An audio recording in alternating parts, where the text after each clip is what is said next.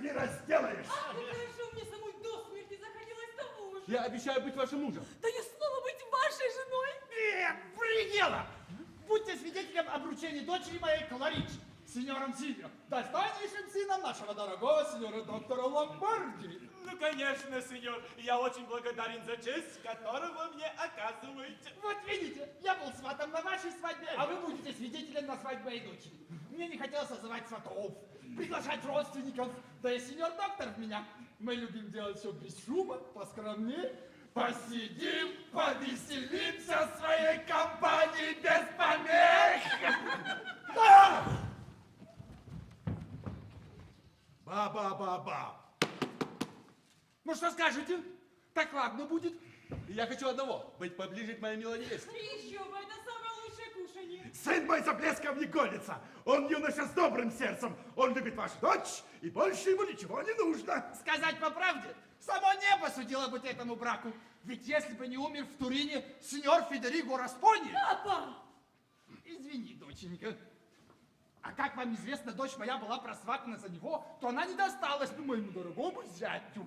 Да, я смело могу назвать себя счастливцем. Не знаю, что скажешь про себя, сеньора Кларичи. Вы несправедливы ко мне, дорогой Сильвио. Лишь повинуясь отцовской воле, вышла бы я замуж этого туринца. Уж если что-нибудь решено на небе, то это совершается путями неисповедимыми. Ну ладно. А как, собственно, умер Федерико Распони? Папа! Папа! Ну ладно. Федерико Распони? Папа! В собственном доме нельзя поговорить. Его беднягу убили ночью. Из-за сестры или, не знаю хорошенько. Удар был такой, что он больше не поднялся. Несчастный. О, предел! Вы ведь знали сеньора Федерико? Разумеется, знал, сеньор. Я прожил в Турине 3 года, и сестру его очень хорошо знал. Умная девушка, смелая, одевалась по-мужски, ездила вверху. Он прямо обожал свою сестру. Беда не ждет. Ну да бросим говорить о печальном. Стучат! Стучат, открой. Сейчас! Чудная. Принял. Знаете, о чем я хотел вас спросить? Вы ведь большой любитель и знаток кухни. Не приготовите ли нам 2-3 блюда по своему вкусу? Услужу с большим удовольствием. У меня всегда все наготове. Не хвастаясь скажу, у меня в гостинице все довольны. И молва такая идет, что нигде не кормят лучше, чем у меня. Отлично!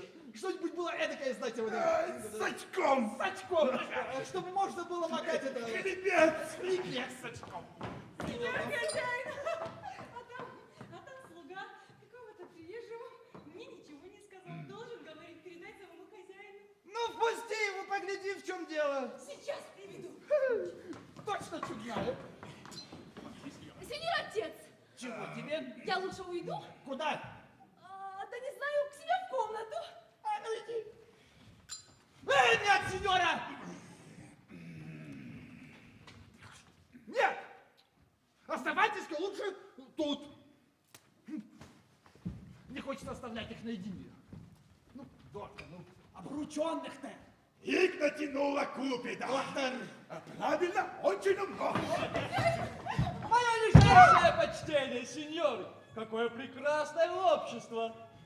Ладно, сеньор, кто вы? Кем посланы? Что вам от меня угодно? Кто это прекрасная сеньора? Моя дочь! О, поздравляю вас! И к тому же невеста. Очень приятно. А вы кто? Ее служанка, сеньор. Поздравляю вас! Ладно, сеньор, черту ценему, не говорите, кто вы, кем посланы, что вам от меня угодно? Тише, тише, полегоньку. Сразу 3 вопроса. Не по силам бедному человеку. По-моему, он немного придурковат. А по-моему, скорее, шутка роковая. А вы невеста, ваша милость? Нет, сеньор. Голубчик, говорите, кто вы такой или проваливаете? Если вам нужно только знать, кто я такой, то я Трупальдино из Бергамо. Итак, возвращаясь к нашему разговору. Да хозяин-то у вас кто такой? Он приезжий, желает приветствовать вас. Кто этот приезжий, как его зовут? Боже мой, сколько вопросов. Он туринец. Зовут его сеньор Федерико Распони. Да! И что? Сеньор? Кланяется вам стоит там внизу, послал меня спросить, можно ли войти, ждет меня с ответом. Ну, еще что хотите знать? Поговорим теперь о себе. Нет! Идите сюда и говорите со мной! Какого черта вы там болтаете? Ну-ка, повторите-ка, кто ваш хозяин, боюсь, не ослышался ли я? Бедный старичок должно быть глуховат. Мой хозяин, Хозяин! сеньор, Ну! Федерико Распольни. Да! История.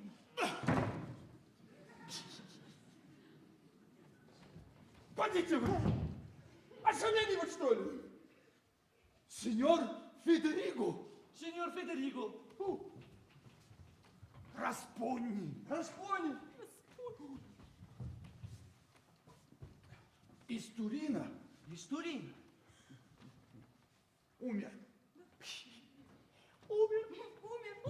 Умер? Умер! Умер! Умер! Умер! Как умер? Самым решительным образом умер! Да, умер. Возьми, бедный мой хозяин помер. Ты ведь его только что оставил внизу. Был живой. Сеньор, вы это правду говорите, что мой хозяин помер? Да! Как есть наверняка жалко, но что поделать? Да, истинно так, помер, никаких сомнений. Боже мой, должно быть несчастный случай какой-нибудь, с вашего позволения. Вам от меня больше ничего не нужно? Ну, раз он помер, чего же еще? Пойду взгляну, правда ли это. Как вы думаете, Лук он или сумасшедший? Ум винус эт рост. Папа! Думаю, то и другое вместе. Ага.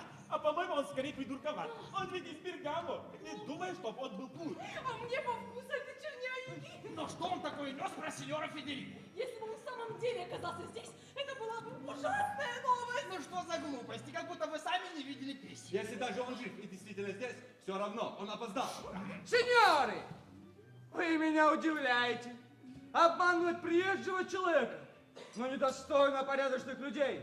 Я и ответа могу потребовать. Говорил я, что он полоумный.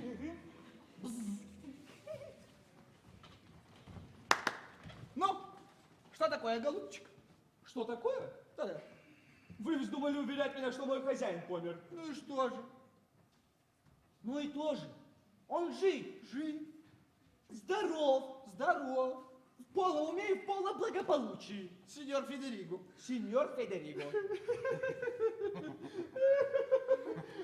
Распонни. Распойник.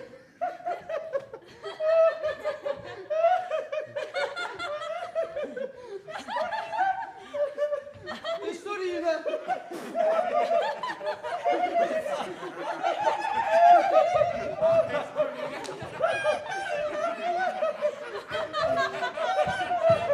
Ступай в больницу, сынок, ты не в твоем уме! Да.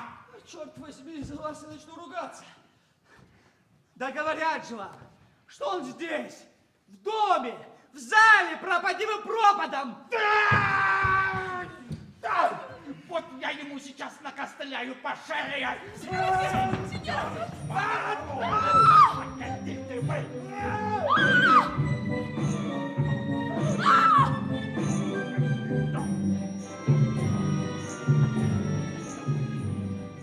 Ну-ка!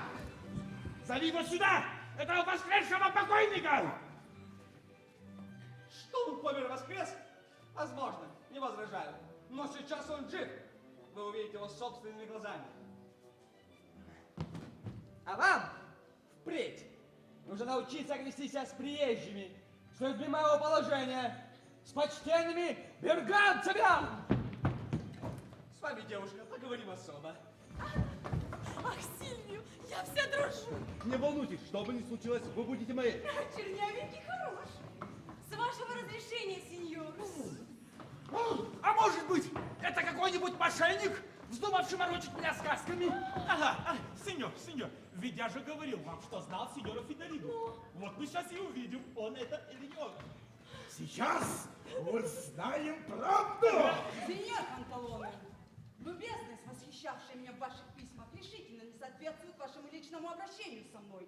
Я посылаю слугу с приказанием доложить обо мне, а вы заставляете дожидаться на улицу, удостоив приглашением только через полчаса.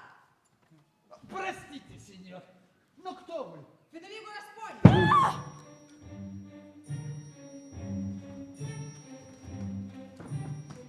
Что я вижу? Что это за шутки? Ведь это не Федерико Распони. Это его сестра Беатрича. Посмотрим, к чему клонится этот обман. Я изумлен. Рад вас видеть живым и здоровым. Но после того, как мы получили такие дурные вести о вас, вы знаете, я все еще не верю. Я знаю. Вам сообщили, будто я убит на поединке. Благодарению Богу я был только ранен. И едва оправившись, решил ехать в Венецию, как мы с вами давно уговорились. Не знаю, что и сказать вам. С виду вы порядочный человек, но у меня имеются совершенно несомненные и определенные сведения, что сеньор Федерико умер. Так что, видите ли, если вы мне не предоставите доказательств обратного... Я понимаю, что должен удостоверить свою личность. Вот деловые письма от ваших друзей. Одно из них от директора нашего банка. Вы увидите подписи и убедитесь, что я не обманщик. Бригела? А, Бригела! Друг мой, мы как будто бы знакомы. Ну да, сеньор, в Турине встречались. А вы разве не помните? Да-да, теперь припоминаю. Что вы делаете в Венеции, голубчик? Ради бога, не выдавайте меня. Будьте покойны. Вот, сеньор, содержу гостиницу к вашим услугам. О, это кстати. Так как я знаю вас, то в вашей гостинице я остановлюсь. Сделайте милость, сеньор. Я все просмотрел. Разумеется, эти письма рекомендуют мне сеньора Федерико Распони. И раз он их предъявляет, приходится верить, что он тот, о ком говорится в этих письмах. Если у вас осталось малейшее сомнение, здесь налицо месье Бригела. Он меня знает и может удостоверить мою личность. Да, это действительно сеньор Федерико Распони. Ну, раз так, если помимо писем за вас ручается мой дорогой Бригела, Ручаюсь, сеньор. в таком случае, сеньор Федерико, я рад за вас и прошу простить мне мои сомнения. Сеньор отец, стало быть, это и в самом деле сеньор Федерико Распони? Ну да, это он. Ай, несчастная, что же теперь с нами будет? Отсидит ин пунта кодом контюгит ин Анна. Сеньор Панталон, а кто это сеньор? Это Кларичи, моя дочь. Предназначенная мне в супруге. Она самая. Сеньора, позвольте засвидетельствовать вам мое почтение. Покорная слуга ваша. Не слишком-то горячо принимает она меня. Что поделаешь, она у меня такая застенчивая от природы. Застенчиво. Да. А этот сеньор ваш родственник? Ах да, сеньор мой племянничек. Нет, я вовсе не племянник. Я жених сеньоры Кларичи. Мальчина, не уступай. Вы жених Кларичи? Да. А разве она не мне предназначена? Нет. Тише, тише. Сейчас я все объясню. Дорогой сеньор Федерико, так как мы думали, что с вами действительно случилось несчастье, и вас уже нет на этом прекрасном белом свете, то ничего не было дурного в том, что я обручил свою дочь с сеньором Сильвио, достойнейшим сыном нашего дорогого сеньора доктора Ламборди. Но вы подоспели вовремя, Кларичи ваши, если вы того желаете. От своих слов я не откажусь. Что? Дорогой сеньор Сильвио, вы видели, что получилось? Вы слышали мое объяснение сеньору Федерико, и вам не приходится жаловаться на меня. Но не согласится же сеньор Федерико взять жену девушку, отдавшую руку другому. О, я не так щепетилен, возьму все равно. Вот так жених по новейшей моде. Хорош. Надеюсь, сеньора Кларичи не откажется от моей руки. Сеньора невеста, неужели ничего не скажете? Скажу, что вы приехали мне на горе. На счастье, доченька. Доченька. Вот что, сеньор, вы опоздали. Сеньора Кларичи будет моей. Не держите себя надеждой, что я уступлю вам. А кто захочет получить Кларичи силой, должен будет отнять ее у этой вот шпаги. Мальчина. Сеньор, ваша милость, право же несколько опоздали. Сеньора Кларичи будет женой Сильвио. Плет ин темпори патер ин юре. Что? Кто первый, тот и прав.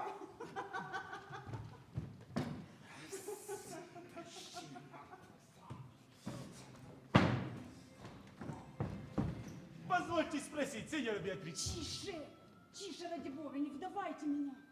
Бедный брат мой умер, убитый рукой Флоринда Ритузи или кем-то другим, но из-за него же.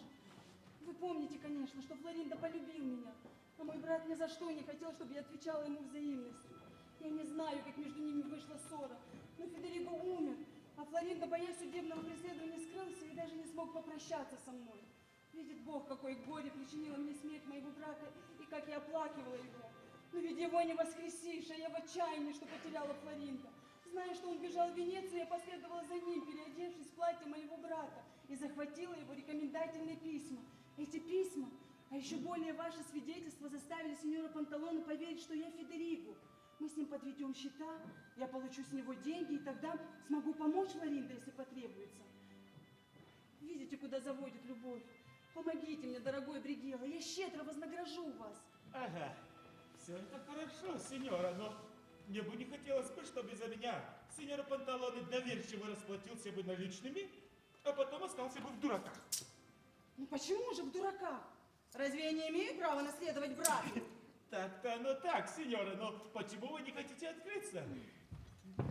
Если я откроюсь, ничего не выйдет. Панталоне начнет наставлять меня. Одного нельзя, другой нехорошо и все такое. А я желаю оставаться свободной. Но моя игра продлится недолго, поэтому терпение. А тем временем что-нибудь да выяснится. Да будьте покойны, сеньора, я вам услужу. Сеньор Федерико!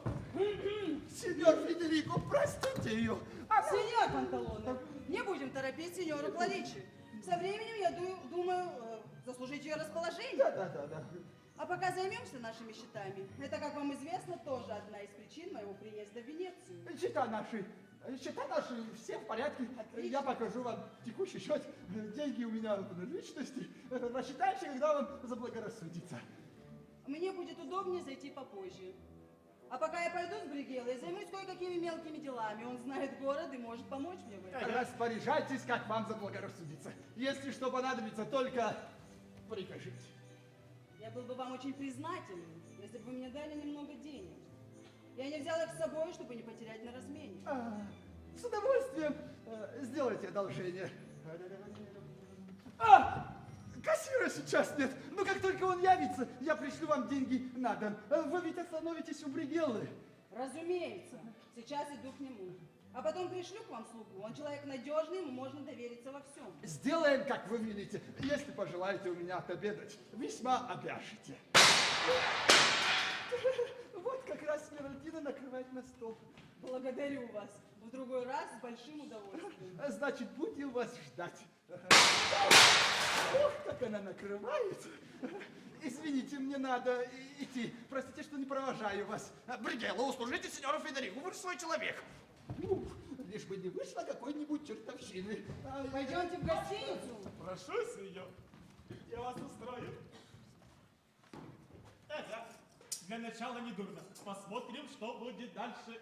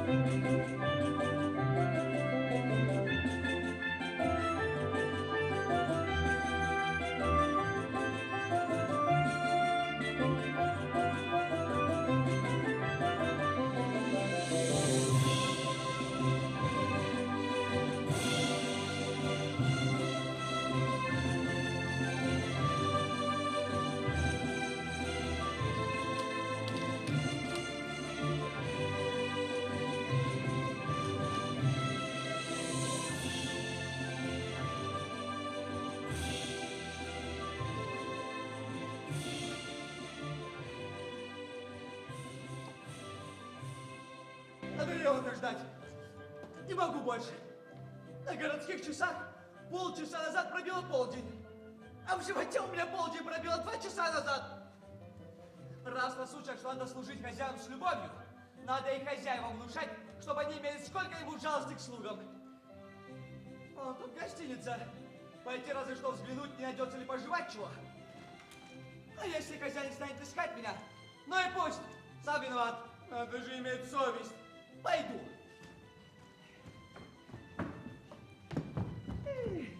Да, но я забыл есть одно маленькое препятствие. Ведь у меня нет ни сольда. Бедный трупозила.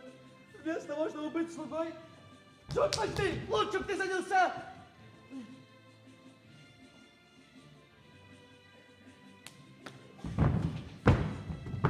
А чем? Я ведь, слава богу, ничего не умею делать. Не могу я так больше, сеньор! Какой тяжелый! Ты что, давай людей расставить? Да вот же гостиница, что ж ты 4 шагов довести не можешь? Помогите, сейчас сундук уроню! Нельзя тут заработать 10 сольдо. Сеньор, не прикажете ли мне, чего могу ли услужить вам? Милый человек, снесите этот сундук в гостиницу. Мигом! Помогите, милый человек! Давай сюда. Держите! Вот как это делается. Пошел вон. Молодчина! И веса там в нем никакого. Вот видишь, как надо. Я так не могу, сеньор! Я пошел на сыщики с горя! Я ведь из интеллигентной семьи! А чем занимался твой отец? Отец мой драл шкуру-совет на городской живодерне. Вот так. Дурак. И больше ничего. Ваша милость, позвольте. Чего тебе? Деньги за доставку. Сколько же дать тебе за 10 шагов? А я считаю не шаги, а денежки. Позвольте. Вот тебе 5 сольдо. Прибавьте. Ну и терпению же надо с тобой. Вот тебе еще 5 сольдо. А еще маленечко, сеньор. Обязательно, сеньор. Надоело. Сеньор! Сеньор! Сеньор! Сеньор, все устроено. Отличная гостиница, хорошие кровати, прекрасные зеркала, кухня. Превосходно. Запах от нее аж сердце радуется. Я уже сговорился со слугой, вас примут как короля. А вы чем занимаетесь? Я слуга. Венецианец? Нет, не венецианец. Я из Бергамо. Бергам. Да. Сейчас вы служите у кого-нибудь? Сейчас, по правде сказать, нет. Хотите поступить ко мне? К вам? Отчего же? Ну, по крайней мере, на время, пока я нахожусь в Венеции. Идет, сколько вы мне предложите? А сколько вы просите? Да вот видите ли, мой хозяин, которого тут нет, платил мне по Филиппа в месяц. Не считая квартиры и харчей. Хорошо, я вам дам столько же. Надо бы маленько прибавить. Какой же прибавки вы хотите? Да хоть сольдо в день на табак. Хорошо, дам вам и на табак. Тогда иду к вам в услужение. Вот только я хотел бы иметь о вас справку. Справ. Справ. Прекрасно. Для этого вам стоит съездить в Бергамо. Бергамо? Там про меня вам всякий расскажет. А в Венеции нет никого, кто бы вас знал? А в Венеции нет никого. Только сегодня утром приехал, сеньор. Ну ладно, вы мне кажетесь честным, малый. Возьму вас на испытание. Испытайте и увидите. Во-первых, нужно сходить на почту и спросить, есть ли для меня письма. Вот они деньги. Сходи на Туринскую почту и спроси, есть ли там письма на имя Флориндо Аритузи. Ариндо Флоритузи. Флориндо Аритузи. Ариндо Флоритузи. Флориндо Аритузи. Ну вот, если есть, возьми и принеси мне немедленно. Буду тебя ждать. А вы пока закажите обед. Пожалуйста, сеньор Флорин, сеньор Ари, я на почту. Забавный мало, он мне нравится. На сольдов в день больше! Это составляет на 30 сольдов в месяц. А ведь я соврал, будто бы получал того сеньора по Филиппа, а он платит всего лишь 10 пола. Дальше не видать этого туринского сеньора. Полоумный какой-то, без бороды, без разума, ну его совсем. Пойду на почту для этого сеньора. Пожалуйста, сеньор, вот она моя гостиница, да? Хорош. Так-то ты меня ждешь. Я здесь, сеньор, все время поджидал вас. Зачем ты ждешь меня здесь, а не на улице, как я тебе приказал? Я нашел тебя только случайно. Я здесь прогуливался, чтобы заглушить голод. Вот что, сходи-ка сейчас к почтовой лодке. Возьми мой сундук и снеси в гостиницу месье Родригео. Ага, вот она моя гостиница. Ошибиться нельзя. Черт, в ту же гостиницу. Погоди. Кроме того, сходи на Туринскую почту и спроси, нет ли писем для меня. И даже так спроси, нет ли писем на имя Федерико Распони или Беатриче Распони. Со мной должна была приехать моя сестра. Ну, живо! Я буду ждать тебя здесь. Пожалуйста, сеньор. Совсем запутался. Кларичи Растузи. Нет. Беатриндо Флависпони. Нет. Беатрони Беатрузи. Ну и дела. Столько людей ищет себе место, я нашел сразу 2. Не могу же служить сразу обоим. Нет? А почему нет? А разве не славно было бы иметь двойное жалование и двойные харчи? Славно, очень славно, если только не заметят. А если заметят, не беда. Один прогонит, осталось при другом. Честное слово, надо пробовать. Прежде всего отправимся на почту для обоих. Это слуга Федерико Распони. Послушай, Да, где ваш хозяин? мой здесь, в гостинице. Пойдите немедленно к нему и скажите, что мне нужно поговорить с ним. Если он человек честный, то пускай выйдет сюда, я жду его. Дорогой сеньор. Ступайте немедленно. Да видите ли, мой... Без всяких возражений, черт вас возьми. Да я тоже вас Чем я не то отколочу? Позову первого, как встречу.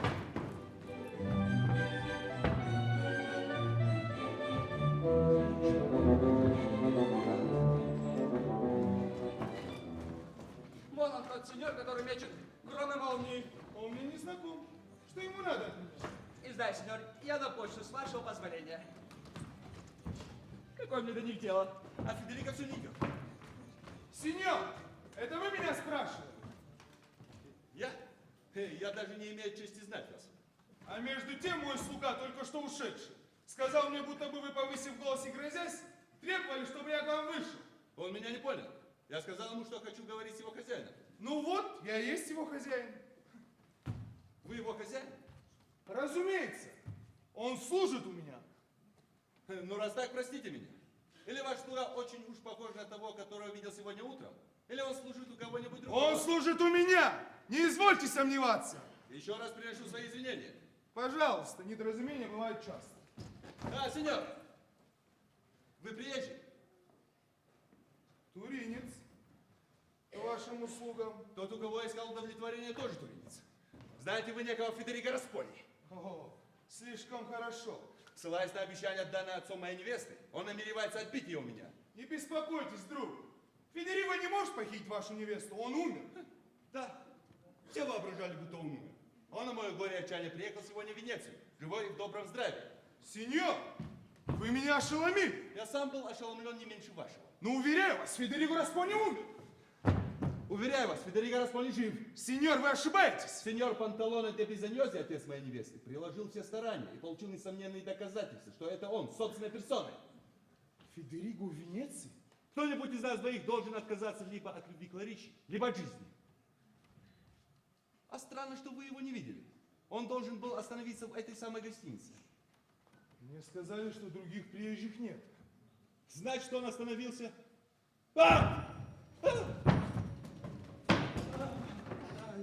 Сеньор, если увидите его, посоветуйте бросить мысль об этом браке. Так лучше будет для него. Сеньор, мое имя Сильвия Ломбарди. Надеюсь иметь честь вновь увидеть вас. Но я сам видел его, лежащего на земле. А после мне передали, что он умер тут же на месте. А что если он не умер? Лучше всего мне вернуться в Турин. Да, именно так. Поеду в Турин.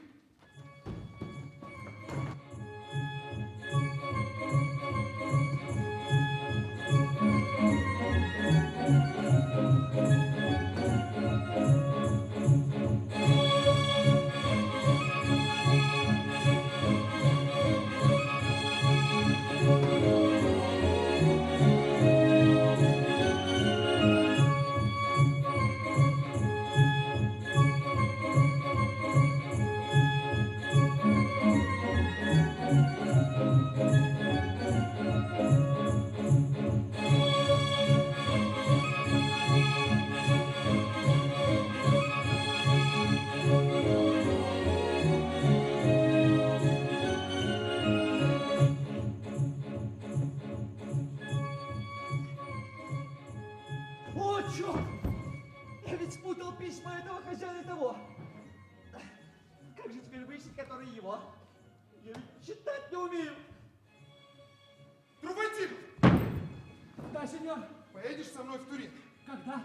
Да сейчас, немедленно. Не пообедав? Нет, пообедаем, поедем. А ну что ж, за обедом можно будет обдумать. Ты на почте был? Да, сеньор. Есть для меня письма? Есть. Где они? Сейчас. Видите ли, сеньор, все эти 3 письма... Все эти 3 письма не все для вашей милости. Я тут встретил одного знакомого слугу, с которым вместе служил в Бергамо. Так вот, когда он узнал, что я иду на почту, он попросил справиться, нет ли писем для его хозяина. Вот тут как будто было одно, я только теперь не разберу, которое. Беатриче Распони? Нашли письмо моего приятеля. Кто этот приятель, давший тебе поручение? Есть тут один слуга, его зовут Паскуаль. Кому он служит? Право не знаю. Ну, если он дал тебе поручение на почту, так сказал же он имя своего хозяина. Ну, конечно. Так как же его зовут?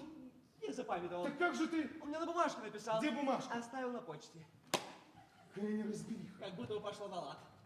А где живет этот Паскуаль? Право не знаю. А как же ты передашь ему письмо? Мы договорились встретиться на площади. Ничего не понимаю. Позвольте письмецо обратно, постарайтесь разыскать приятеля. Нет, я вскрою это письмо. Нет, вы знаете, что бывает за скрытие чужих писем? Оно адресовано лицу очень мне близко. Но я могу вскрыть это письмо со спокойной совестью. Вы не можете, сеньор. А вы смогли.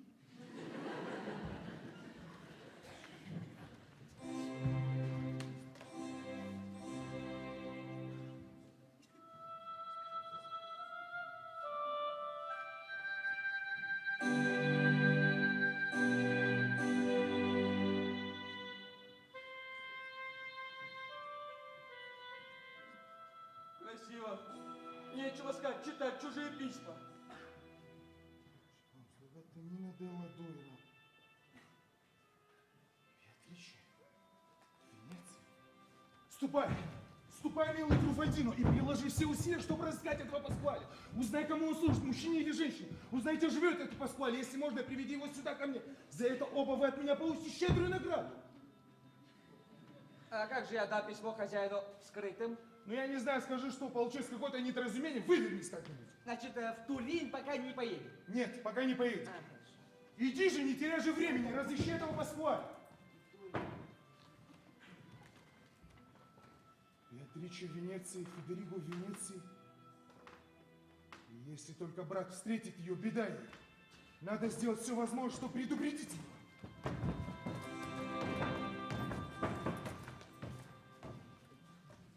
Флоридузий! Ну как же я отдам письмо хозяину скрытым? Надо хоть постараться сложить его, что ли, аккуратно. Если на пальчале в Артуре. Выкрутись как-нибудь.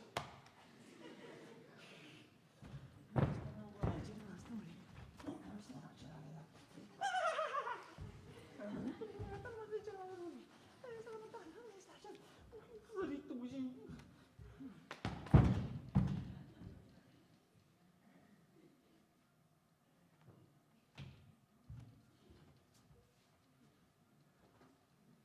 О, как будто ничего. Теперь запечатать бы. Если только знать, как это делается. Моя бабушка запечатала письма с жеваным хлебом. Ну-ка попробуем. Хоть и жалко тратить эту крошку хлеба, но ничего не поделаешь. Ну. Проглотил. Ничего. Попробуем еще. Опять проглотил. Чего не поделаешь, природа не позволяет. Попробуем еще.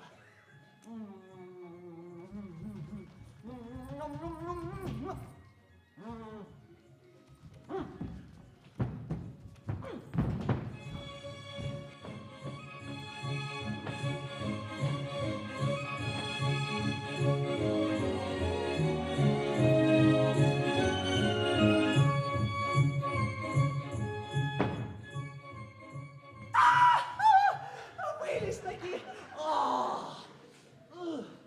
Теперь запечатаю. Вот что значит быть мастером своего дела. Про сундук я и забыл.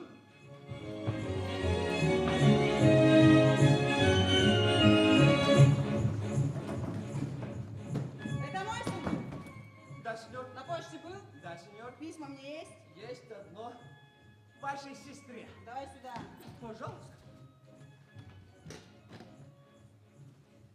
Оно распечатано. Распечатано?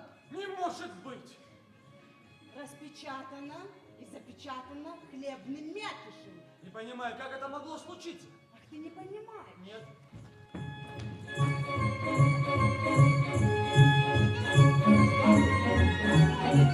Я сам все объясню, с кем греха не бывает. На почте также было письмо и для меня, а в грамоте я не силен. Вот ваш я распечатал ваше письмо вместо своего. Вы уж меня простите, бедняги. Спасибо. Если так, то еще полбеды. Так, именно так. Ты читал это письмо? Знаешь, что в нем написано? Ничего не знаю, таких почерков не разбираю. И никто его не видел. Что вы? Смотри.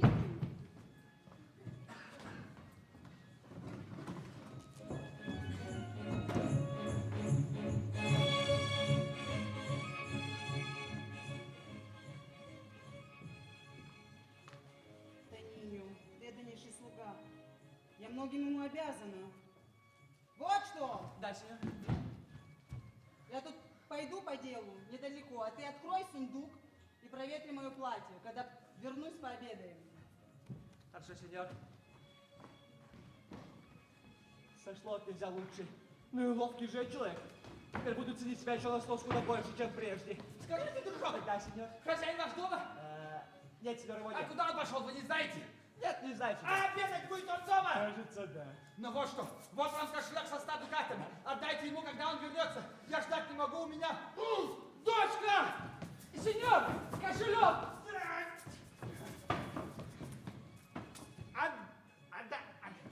Дочка! Дочка! Отдайте! Отдайте! А, сеньор, какой хозяин? Сеньор! Руфатино! Ты нашел Паскуаля? Нет, не нашел. Зато нашел человека, который дал мне кошелек со 100 дукатами. Со 100 дукатами? Да, сеньор. Для чего? Скажите, сеньор, по правде сказать, вы ниоткуда денег не ждете. Ну я уже предъявил одному купцу фикс. Так значит, это ваши деньги. А что тебе сказал тот, кто передал? Велел передать моему хозяину. Ну вот, разве не я твой хозяин? Какое тут сомнение? Да, сеньор, вы. Лучше иди и разыщи Паскуаля. Сеньор, после обеда я его разыщу. Так пойдем же, поторопим с обедом. Ну, пойдемте, пойдемте. Ну, хорошо, что на этот раз я не промахнулся. Отдал кошелек тому, кому нужно.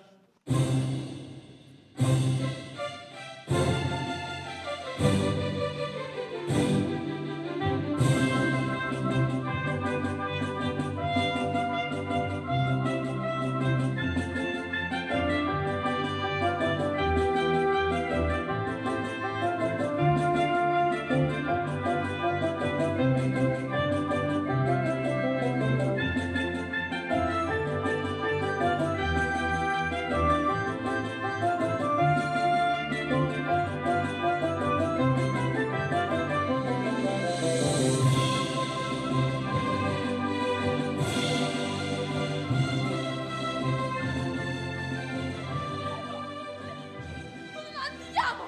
Репетите! Умерome, Кларичи! Ни за что!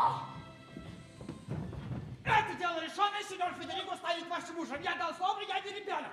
Вы, сеньор отец, вольны, но распоряжаться, но это, простите, тиранство! Тиранство! А когда сеньор Федерико просил ваши руки, я сказал вам об этом, и вы не ответили отказом. Тогда и надо было говорить, а теперь поздно. Покорность и почтение к вам! Отняли тогда у меня язык! Так пусть покорность и почтение ко мне! Сделай то же самое теперь. Не могу я, сеньор отец! Не можете. Почему это? Я ни за что не пойду за Федерико!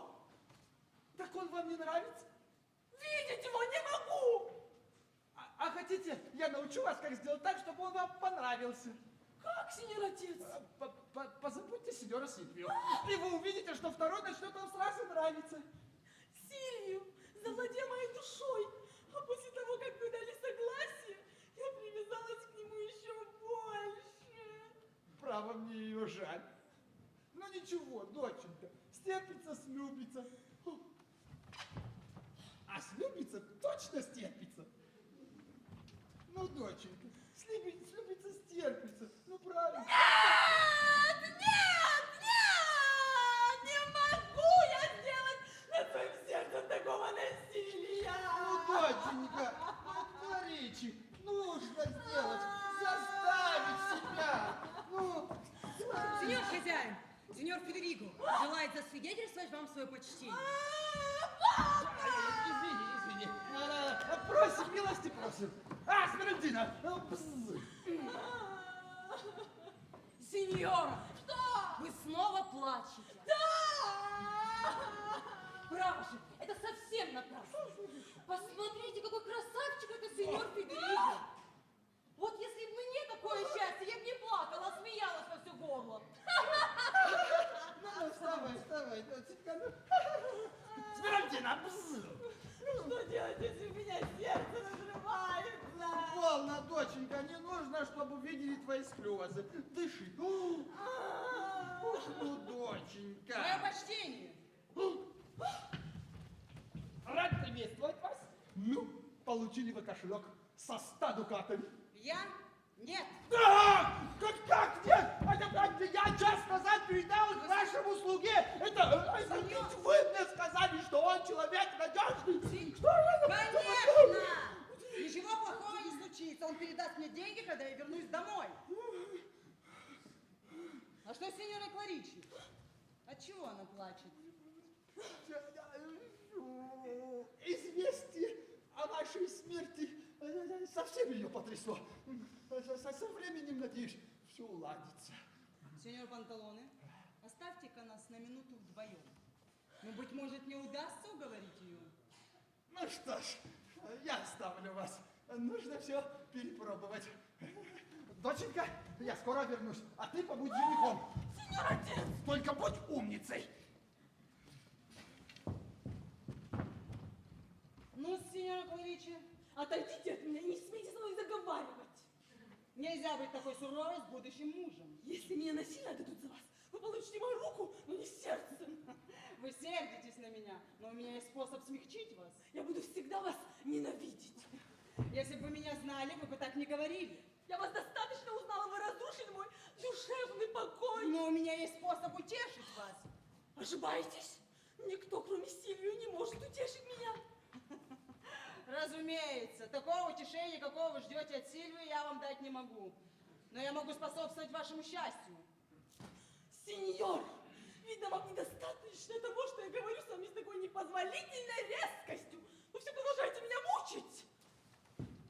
Жаль бедную девушку, не могу видеть, как она страдает. Страсть сделала меня смелой, дерзкой и грубой. Сеньора Кларичи, мне нужно открыть вам тайну. Не обещаю хранить ее. Уже не доверяйтесь мне. Ваша суровость мешает сделать мне вас счастливой. Вы можете сделать меня только несчастной. Ошибаетесь! Чтобы убедить вас, я буду говорить с вами откровенно. Если вы не хотите меня, то и мне вы ни к чему. Если вы обещали свою руку другому, то и мое сердце тоже отдано. Вот теперь вы начинаете мне нравиться. А разве я не говорил вам, что у меня есть способ утешить вас? Я боюсь, что вы надо мной издеваетесь. Нет! Говорю с вами, положа руку на сердце. И если вы, вопреки тому, что только что сказали, сохраните тайну, я открою вам нечто, от чего ваше сердце успокоится сразу. Клянусь, что не раскрою рта. Сеньора Кларичи, я не Федерико Распольо, а Беатриче, его сестра. Что вы такое говорите? Вы женщина? Да, женщина. Мамочки! Какой ужас! Ну, посудите сами, разве я могла стремиться к браку с вами? А ваш брат, что с ним? Увы, он действительно погиб от удара шпаги. Какое счастье! Сеньора! Ой, простите меня! Виновником его смерти считают моего возлюбленного, которого теперь в переодетом виде разыскивают. Во имя всех святых законов, дружбы и любви умоляю вас, не выдавайте меня. Никогда! Сознаю, что неосторожно с моей стороны доверить вам такую тайну, но делаю это по многим причинам. Во-первых, мне тяжело было видеть ваши страдания. Во-вторых, вы мне показались девушкой, которая может сохранить тайну. И, наконец, ваш Сильвио грозил мне. И я не хочу, чтобы из-за вас он впутал меня в какую-нибудь историю. А я могу рассказать об этом Сильвию? Нет, напротив, я вам это строго запрещаю. Хорошо, не скажу. Смотрите же, я полагаюсь на вас. Клянусь вам еще раз, что буду молчать. Теперь больше не будете коситься на меня? Напротив, буду вам другом. И если могу вам чем-либо помочь, располагайте мной. Я тоже клянусь вам в вечной дружбе и верности. Дайте руку.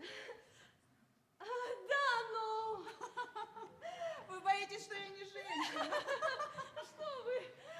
Я предъявлю вам неоспоримые доказательства. Дайте руку.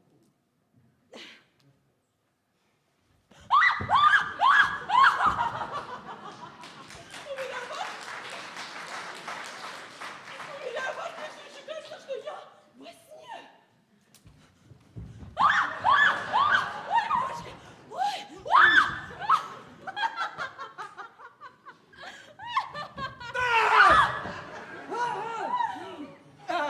Да. Вот и чудесно. Дочь моя, какая быстрая перемена.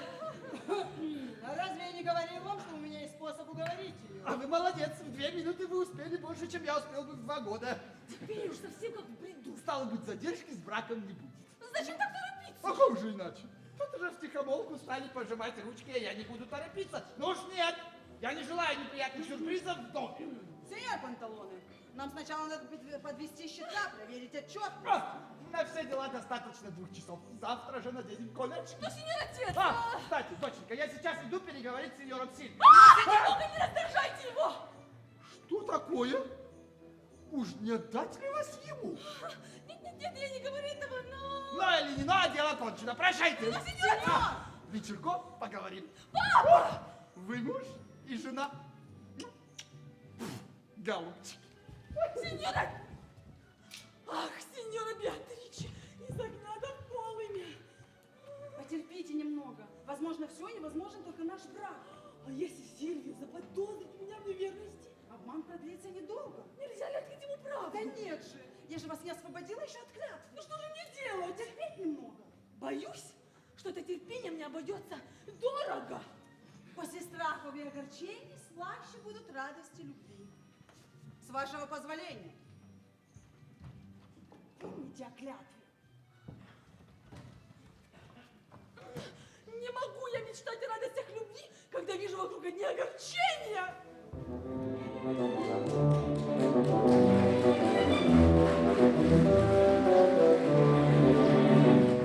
Сеньор отец, оставьте меня! Но ведь нельзя делать такие вещи в собственном доме Панталона. Кто так поступает с нами, тот не заслуживает никакого уважения. Согласен, но все-таки не стоит так спешить. Я поговорю с ним. Быть может, я сумею заставить выполнить свой долг. Но я, сеньор отец. Но я, сыночек, желаю, чтобы мне повиновались кондицио сина кванам. Понял, папа? Понял. Понял, папа. Бедный мальчик, мне жаль его. Как бы сделать, чтобы он успокоился и не зашел в своем гневе слишком далеко? Что делает доктор у меня в доме, сеньор доктор? Мое почтение. А я как раз направлялся к вам и к вашему сыну. Вот как превосходно. Полагаю, вы шли к нам, чтобы подтвердить, что сеньора Ричи будет женой Сильвии. Наоборот, хотел сказать, что... Нет, не надо подыскивать оправдание. Мне жаль, что вы попали в затруднительное положение. Все, что произошло, будет забыто во имя нашей дружбы. Поэтому эрго фидес коранат опус. Конечно, ввиду данного обещания сеньора Федерико. Знаю, что вы хотите сказать. На первый взгляд может показаться, что обручение столица нерасторжимо и скреплено договором. Но ведь это был договор между ним и вами, когда наш договор был подтвержден самой девушкой. А ведь вам хорошо известно, что в брачных делах консенсус et non concubitus facit virum. Я по латыни не понимаю, а только говорю вам. Арелонга и добрелись. Насчет приданого мы сговоримся. Опять пошла музыка, сначала дадите вы мне говорить. Non sum contrarius. Я хочу сказать, что ученость ваше дело хорошее и полезное, но в данном случае она никуда не годится. Сеньор Федерико там, в комнате с моей дочерью. Если вы знаете, как совершаются браки, то найдете, полагаю, что тут уже все в порядке. Как? Все свершилось? Что? И сердечный дружок в комнате? Я их только что там оставил. Да!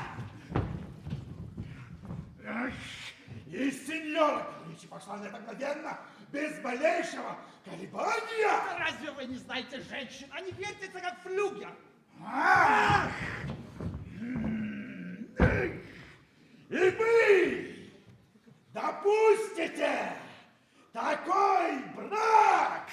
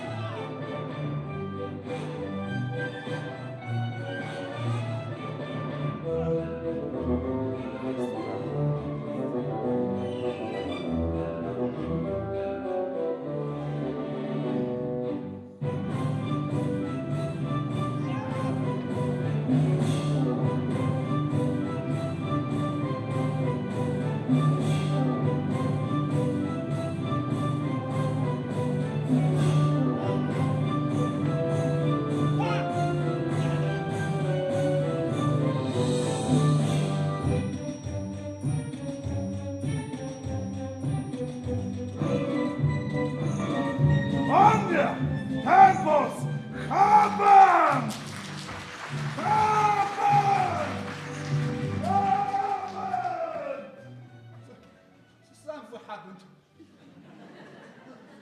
Ступай, скатерти далеко. Плевать мне на вас.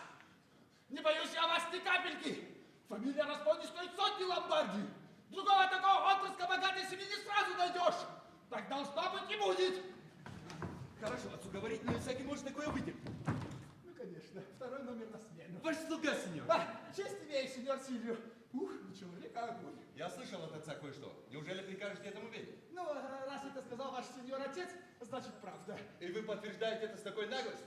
Вы человек без слова и без чести. Однако, сударь, как вы разговариваете? К человеку моего положения нужно относиться с уважением. Вы трус, подлец, низкий человек. Да я... А вы, сударь, наглец! Клянусь небом. Ай, спасите, помогите кто-нибудь! Я здесь, не бойтесь. Да, с тобой-то именно я хотел биться. Ко мне со шпагой. Ах, Я милый перед вами вас не боюсь. Дай! Спасите! Помогите! Ай, люди! Кто-нибудь! Ай!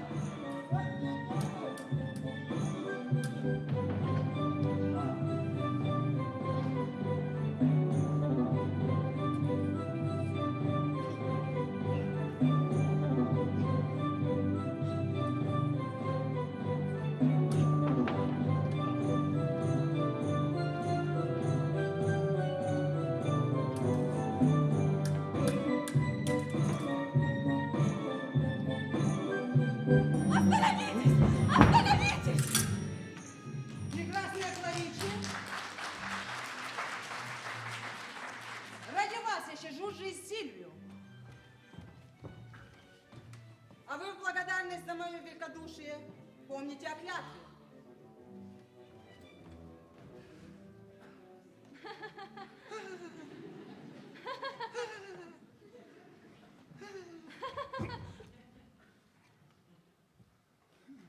Вы невредимый, дорогой Сильвио! Ах, коварная обманщица. Вы смеете называть меня дорогим Сильвио. Дорогим осмеянным возлюбленного жениха, которому вы изменили. Сильвио! Я не заслужила ваших упреков! Я люблю вас, обожаю вас, верна вам! О, лживая, ты мне верна? По-твоему, верностью называют клятву в любви другому? Я этого не делала и никогда не сделаю, умру, но не покину вас! Ваш отец заявил моему, что ваша свадьба с Федерико уже состоялась. Мой отец не мог говорить этого. А мог он сказать, что Федерико был с вами у вас в комнате? Ну так что же? И этого вам мало. Вы хотите, чтобы я верил вам, когда другой стал вам так близок? Кларичи сумеет охранить свою честь. Кларичи не должна была допускать близости с человеком, который хочет на ней жениться. Отец оставил его со мной. Но он вам не противен. Я бы охотно убежала от него. Я же слышал, как он связал вас клятвой. Эта клятва не обязывает меня выходить за него. В чем же клялись? Сильвио, Сильвио, дорогой мой, дорогой твой, простите, простите, не могу сказать. не могу сказать, не могу сказать, не могу сказать, не могу сказать, не могу сказать, не могу сказать, не могу сказать, не могу сказать, не могу сказать. Почему? Потому что я поклялась молчать. Значит, вы виновны! Я не виновна. Невиновны, не запираются! На этот раз преступление было бы заговорить. Кому поклялись вы молчать? Федерико!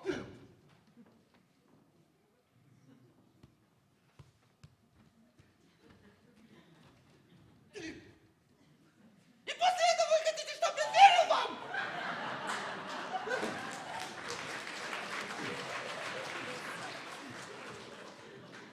Глупец, кто вам поверит.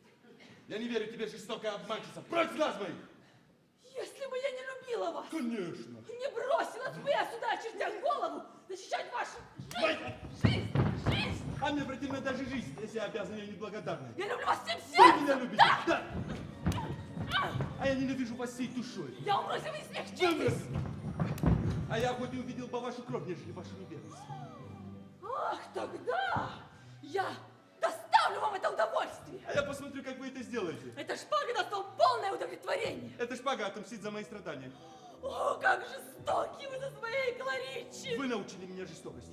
Так значит, вы хотите моей смерти? Я сам не знаю, чего хочу. Ну так я сумею угодить вам. Нет, стойте! Стойте! Что вы делаете, черт возьми?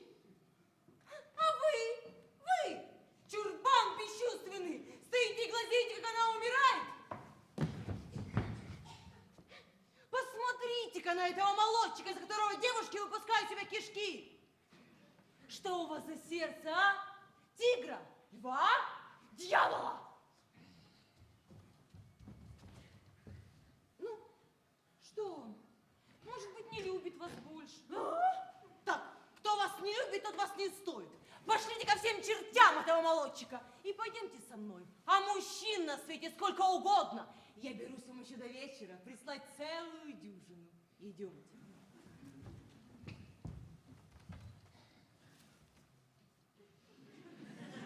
Неблагодарный. Неблагодарный. Мысли были, чтобы моя смерть не стоила мне одного вздоха. Ни одного вздоха? О, горе убьет меня. Убьет ее. Я умру, можете радоваться. Радуйтесь. Но когда-нибудь вы убедитесь в моей невиновности. Она ж невинна. И тогда... Но будет уже поздно.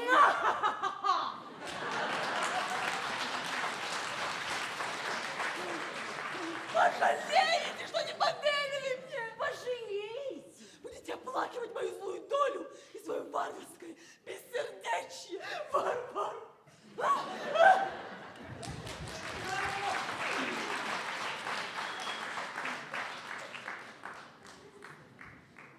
Нет, этого я понять не в состоянии. Видите же, что девушка готова убить себя и стоите, вылупив глаза, будь это сцены из комедии.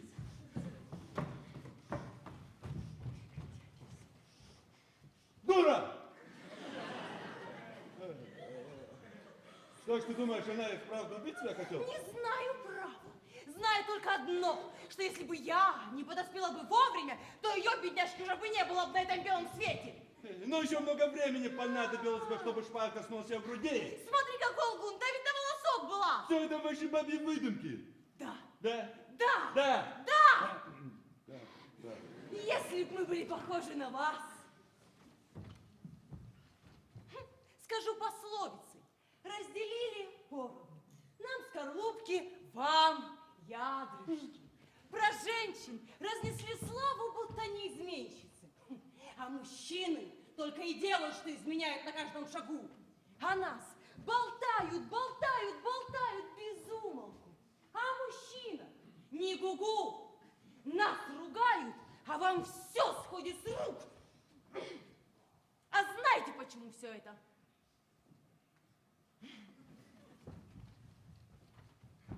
Знаете?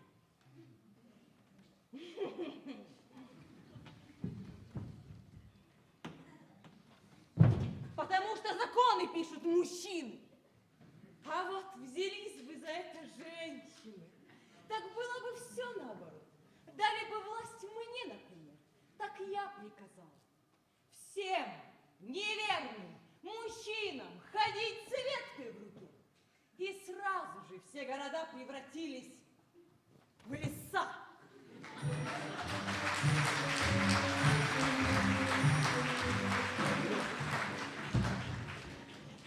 Иди, иди!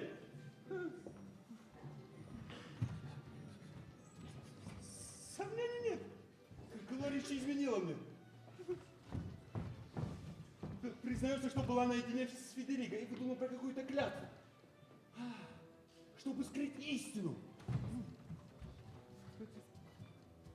Неверно. А это покушение на самоубийство. Обман, желание провести меня растрогать. Но хотя мне суждено было пасть на шпаге соперника. Все же я не оставлю мысли о мщении. Этот недостойный умрет. И неблагодарная Кларича увидит, как он кровью своей расплатится за ее любовь.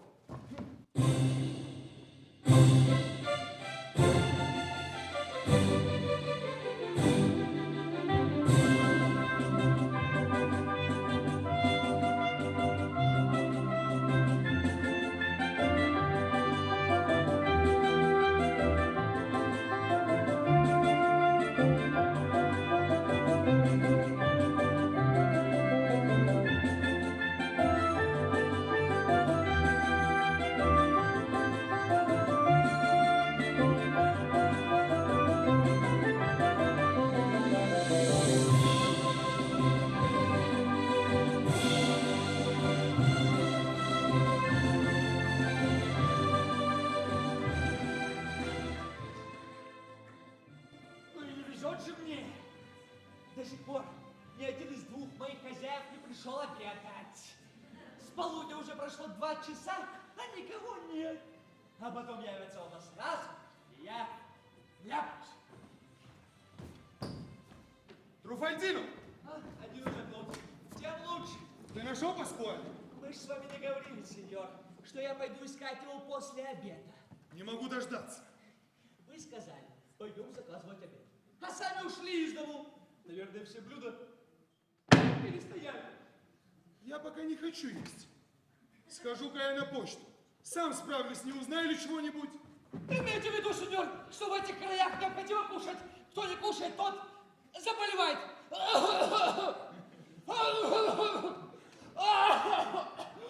Я пока не хочу есть. А ты, если желаешь, вели подать себе обед.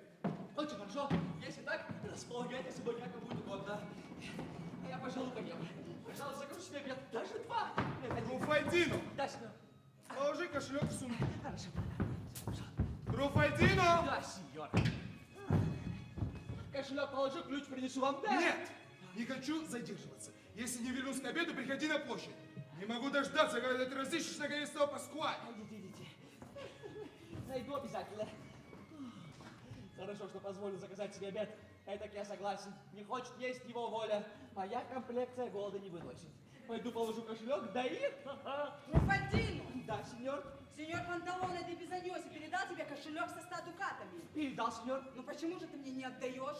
Это разве для вашей милости? Ну как это так, для моей или милости? А что он тебе сказал, когда давал?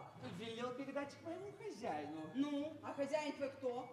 Ваша милость. Так почему же ты спрашиваешь, для меня ли кошелек? Так это ваши деньги. где же он? Вот он. Что, отверен? Я к деньгам не прикасался. Потом сосчитаю. Чуть было не попался с кошельком. Хозяин гостиницы тут? Да, сеньор. Ну-ка скажи-ка ему, что со мной будет обедать приятель. Пусть добавят чего-нибудь повкуснее. Что прикажете? Сколько блюд желаете? Сеньор Панталоне человек непривередливый. Пусть добавит 5-6 блюд, что-нибудь получше. Желаете предоставить это мне? Да, закажи, распорядись. А я пойду за приятелем. Он тут неподалеку. Идите, идите, увидите, как будет подано. Да смотри же, чтобы все было готово к нашему приходу. Да, сеньор. Труфадино! Да, сеньор. Вот тебе деловая бумага, спрячь в сундук. Да смотри поаккуратнее, это вексель на 4000 скудов. Спрячу сейчас же. Труфадино! Да, сеньор. Сеньор, Спрячь в сундук. Да смотри, чтобы все было готово к нашему приходу. Все будет готово, сеньор.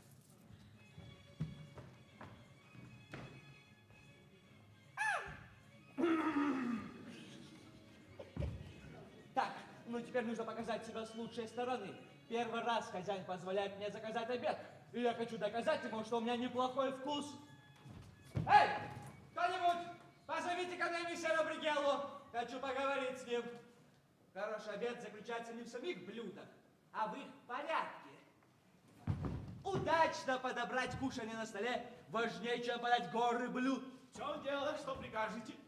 А, Труфальдино. Не А Труфальдино, а О Труфальдино. Так Что вот, прикажете, о, Труфальдино? уже лучше. Так вот, у моего хозяина будет обедать приятель. Так он хочет, чтобы удвоили число блюд. Но только поживей, как у вас там на кухне. Имеется все необходимое? Ага, у меня всегда все наготове. В полчаса могу подать какой угодно обед. Прекрасно, что же предложите? На 2 персоны можно сделать по 2 перемены. По 4 блюда каждая. Идет? Так он сказал 5-6, получается 6-8. Ничего, идет, какие будут блюда? Ага.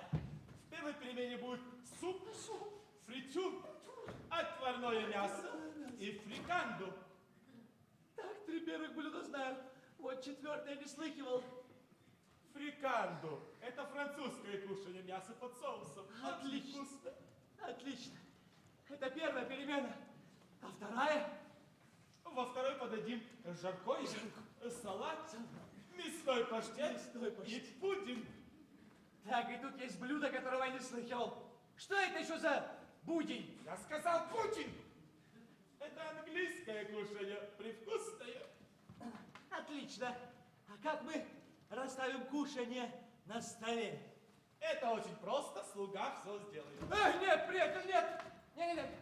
Я ценю умение подавать. В том-то и вся штука, чтобы подать красиво.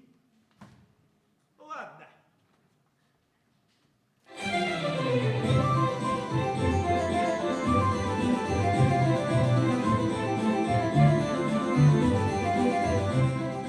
Суп, к примеру, поставим Здесь. а там фритюр, а здесь отварное мясо, а там фрикандо. Да, сеньор Труфальдино, так ладно будет? Нет, не ладно. А в середине, значит, ничего? В середине? Чё? Суп? Значит так, тогда придется подать 5 блюд. Ну, 5 так 5. Ага, а то поставим в середину соус к мясу. Нет, приятель, нельзя в середину соус. В середину место для супа. С одной стороны мясо, с другой стороны соус. Сеньор, вы готовить умеете? Подавать нет. Я вас научу. Представьте, что это стол. Здесь мы поставим суп. Там фритюр. Там отварное мясо. А там соус к мясу.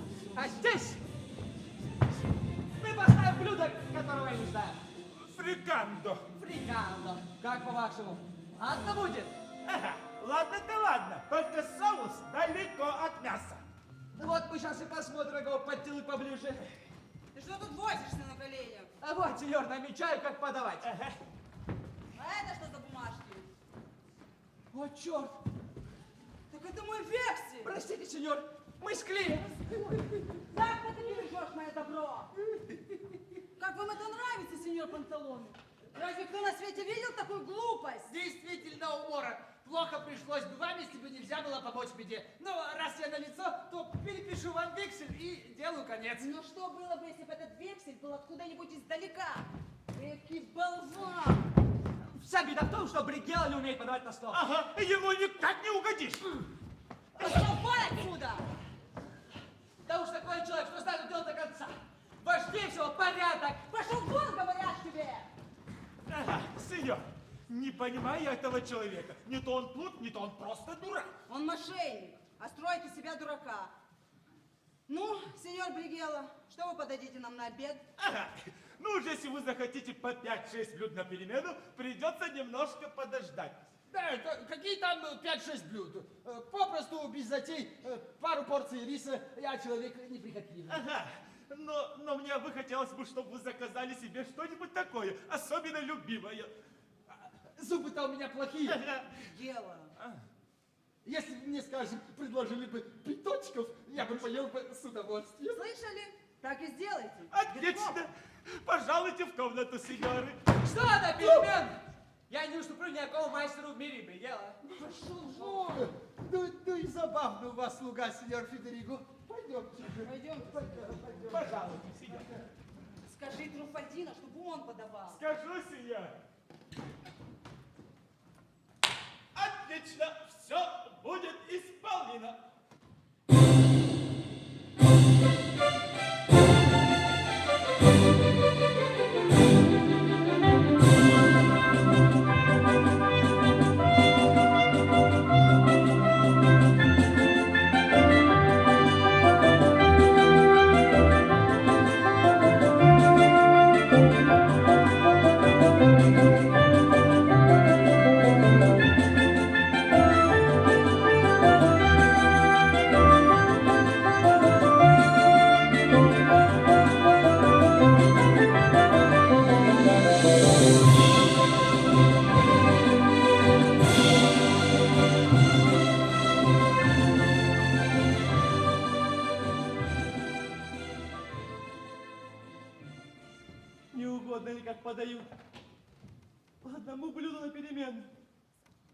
люди тратят деньги.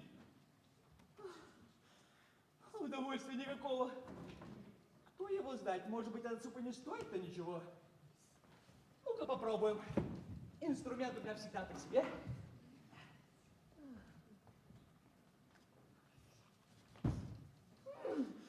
Вкусно. Могло быть и хуже. Иду, сеньор. Иду. Ты? Труфадино! Сколько ж мне дожидаться, пока он придет за мясо? Что это? Отварное мясо, сеньор. Ага. Пойду за следующим. Давай. Так. Говядина это или телятина? Как будто бы говядина. Или телятина. Ну-ка попробуем. Не говядина. Не телятина. А самое, что ни на есть, баранина! Сеньор, Ты куда? подаю. Кому?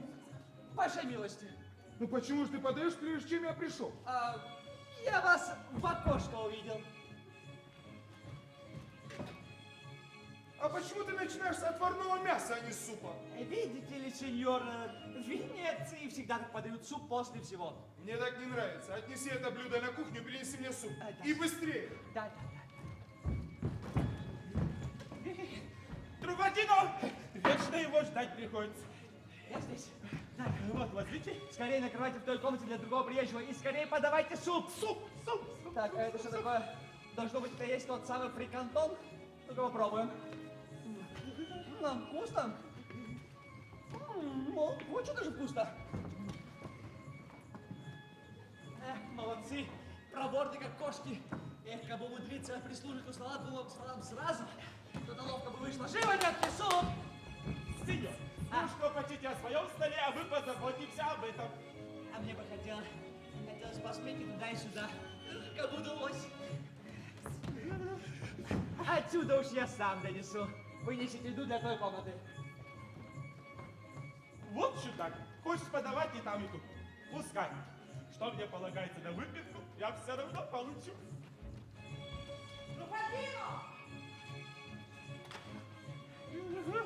Труфадино! Да. Вас зовет хозяин. Труфадино! Иду! Давай сюда. Я подам. Ты что, не слышишь, что он меня зовет? Дай сюда! Ты смотри, хочешь подавать и там, и тут. Да я бы сам подал, да не хочу связываться с этим молодчиком.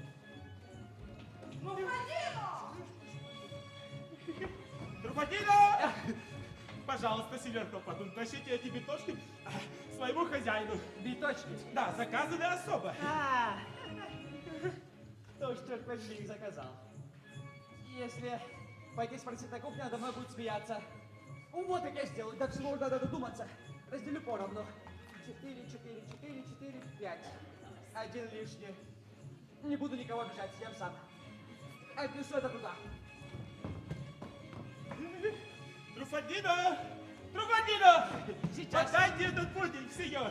Вы куда? Биточка не сюда. Я знаю, но те я туда их отнес, но те сеньоры угощают этого сеньора. Что же значит, что не знакомы? Могли бы тогда и вместе отобедать. Так?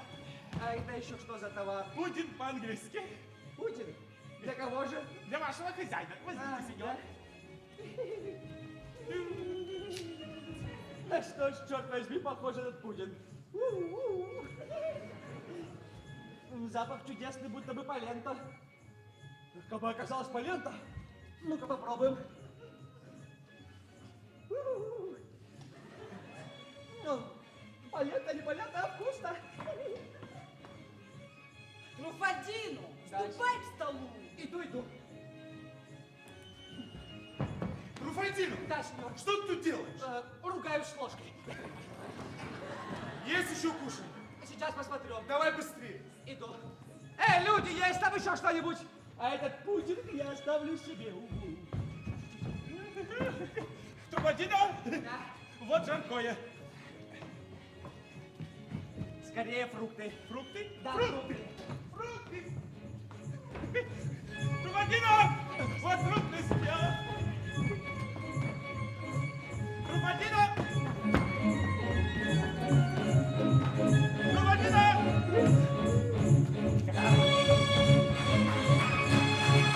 Труфадино!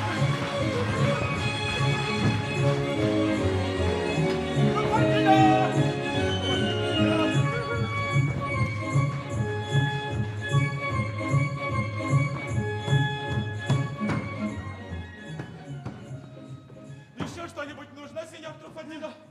Нет. Все.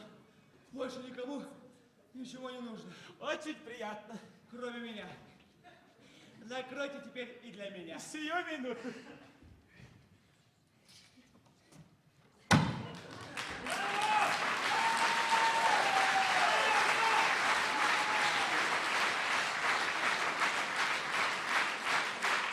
И все довольны.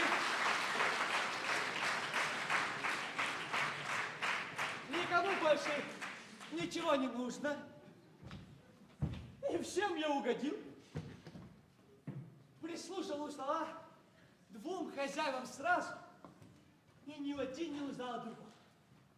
Пудин, отвоевал таки тебя.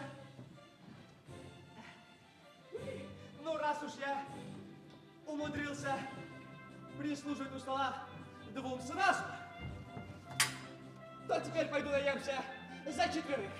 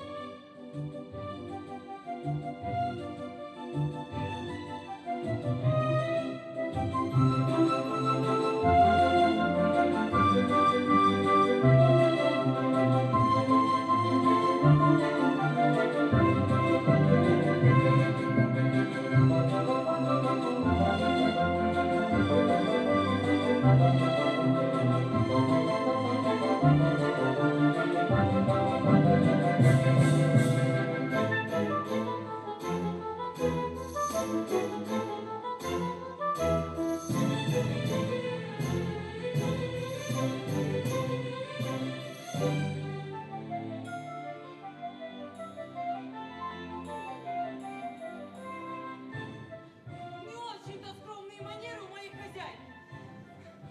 Посылают меня с письмом в гостиницу. Меня, такую молоденькую.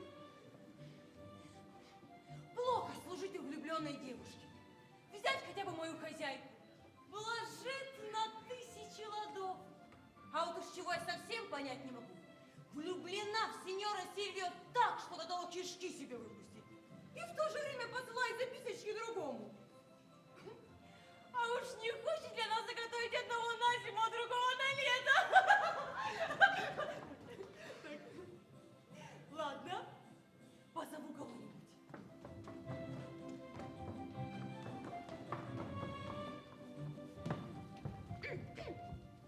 Эй, кто там в доме или в гостинице? Что вам нужно? О, милая девушка. Мне стыдно, ей-богу, стыдно. Скажите, А что такое? а не у вас ли остановился некий сеньор Федерико Распони? У нас, конечно. Он только что А, мне нужно передать ему кое-что. любовные делишки. Заходите.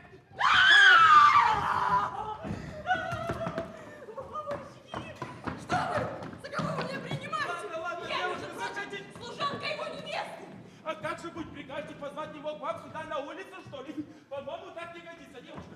Тем более, что у него сидит гость, сеньор Панталона де Бизанюси. Мой хозяин, дело плохо. Нет, не пойду.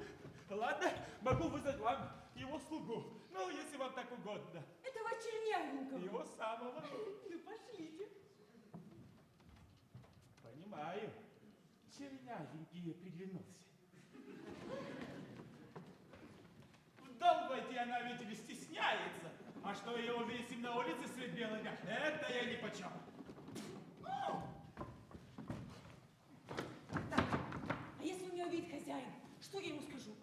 Скажу, что искала его и все тут. Ух, я на выдумке хитра. Кто тут меня спрашивает? А это я, сеньор. Мне очень неудобно, что я вас побеспокоила. Ничего, ничего. Вот я весь к вашим услугам. А вы, я вижу, встали за стола. Был за столом и опять вернусь туда. Право же, мне неприятно. А я очень рад. Сказать по правде, я уже набил свой животик, и ваши чудные глазки помогут моему пищеварению. Какой душка.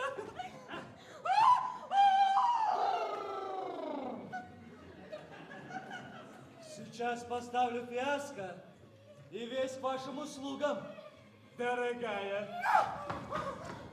Назвал дорогой. Моя хозяйка посылает письмо сеньору Федерико Располю. Мне в гостиницу идти неохота, вот я решила побеспокоить вас, раз вы его слуга. С удовольствием отнесу ему, но да будет вам известно, что и для вас у меня есть поручение От кого? от одного очень интересного мужчины. Скажите, знаете ли вы некого Труфальдино из Бергамо?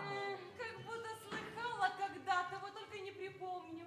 Он не дурен собой, невысок, коренаст, за словом в карман не полезет, знаток всех приличий. Вот уж никогда такого не знавала. А он вас знает и влюблен в вас. Вы насмехаетесь надо мною. Если бы он имел хоть сколько-нибудь надежды, он бы обязательно открылся.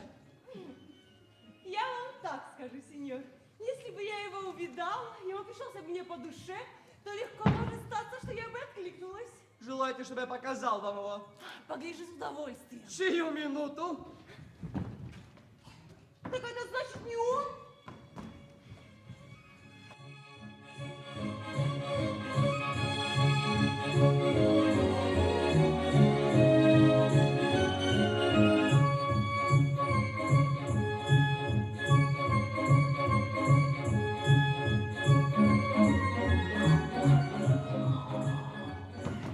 Я таких чудачек не понимаю. Ну, видели? Кого? Влюбленного в ваши прелести. Кроме вас никого и не видел. Ну, Так может быть, это и есть вы сами? Будто бы вы влюблены в меня. Ну что же вы мне сразу не сказали-то? просто я маленько застенчив. В него даже камень может Ну влюбиться. же, что же скажете? Скажу, что... Ну же, говорите. Я тоже маленько застенчива. Вот бы нам соединиться. Получилась бы очень застенчивая парочка. Откровенно говоря, вы мне по душе.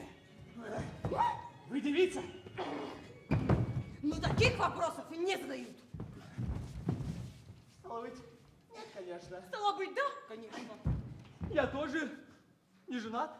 Я уже раз 50 могла выйти замуж. Да только не попадался мне такой, что пришелся бы мне по душе. А, значит, я могу рассчитывать на то, что вы подарите мне свои симпатии. По правде сказать, у вас есть что-то такое. Какое? А нет, ничего, больше не скажу. Да скажите, а если кто захотел за вас посвататься, что для этого надо сделать? Ну, у меня нет ни отца, ни матери. Пришлось бы сказать моему хозяину или хозяйке. А если я спрошу их, что мне ответят? Скажу, что если я согласна, А что же ответите вы? что если я не согласна. Все, больше ничего не требуется. Все будем согласны.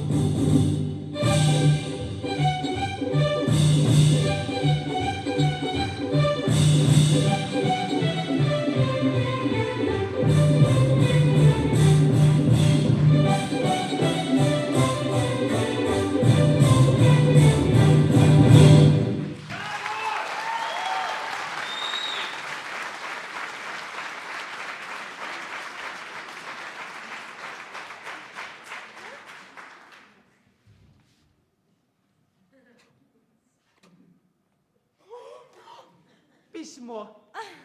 Когда вернусь, поговорим. Да. А вы знаете, что в этом письме? Не знаю, ну уж точно не... Любовное. Любовное! Не хотелось бы мне, чтобы в нем было что-то неприятное. Чтобы мне из-за него накостыляли. Кто его знает? А уж до чего разбирает любопытство? Не хочу рисковать. Коли не знаю, что в нем, так уж лучше не покажу. Нет! Распечатать это можно. А как потом запечатать? Предоставьте это мне. Я был рожден запечатывать письма. Тогда распечатай. Вы читать умеете? Немножечко. Но вы, вероятно, хорошо читаете. Я не очень. Да? Ну, давайте. Скроем аккуратненько. Что же вы наделали? Ничего, я знаю секрет, как исправить. Да? Ну, читайте. Давайте лучше вы. Почерк вашей хозяйки вам больше знаком. По правде сказать, я ничего не понимаю. И я ни слова. Зачем же тогда мы его распечатали? Ну, подождите, давайте поднатужимся. Вот как будто что-то разбираем. Ну, и я не каких букву узнаю. Вот это должно быть «м». Нет, подождите, вот это? Да. Ты.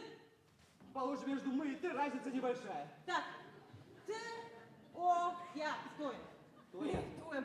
Это должно быть мы. А, да? Мы. О. Я. Моя. Моя. Моя. Моя. Но не могла же написать «моя», ну должно же быть это «мой». Нет, я хорошо знаю. Видите, завитушечка на конце. Положим, что «мой» тоже пишется Ну завитушечкой. что вы рассказываете? Ты что тут делаешь?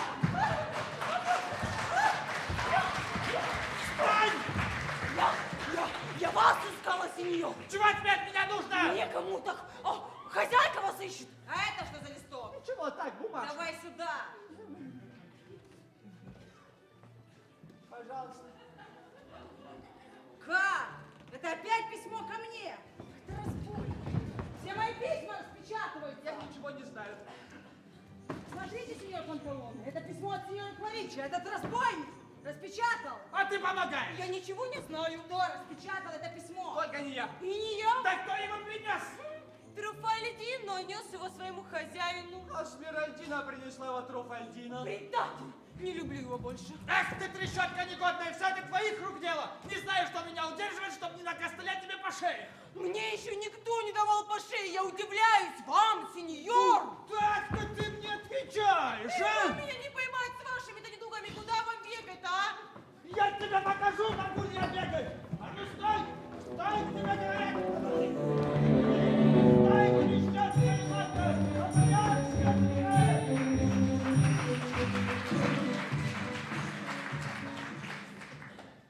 Бедняжка Кларичи.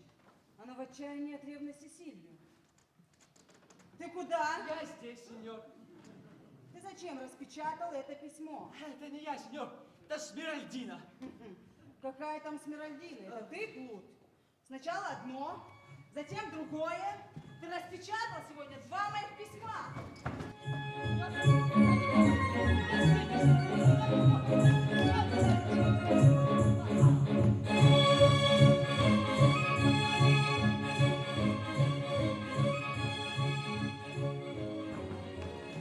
Негодяй! Тысячи чертей. Так обращаться с таким человеком, как я. Так отколотить такого человека, как я. Труфальдино, ты нашел Паскуаль? Если вам слуга не нравится, прогоните его, а не делитесь. Я тебя спрашиваю, ты нашел Паскуаль? Не нашел. Ну тут такой, сеньор. Иду по улице. Значит, никого не знаю. Первый человек, первый раз увижу, что пусто, а сапог случайно. Ну ни за что. Тебе больше заняться нечем. Что? Если тебе так нравится быть битым, я доставлю тебе это удовольствие. Получай от меня! Получай! Пизди! Лучше иди найди Паскуаль!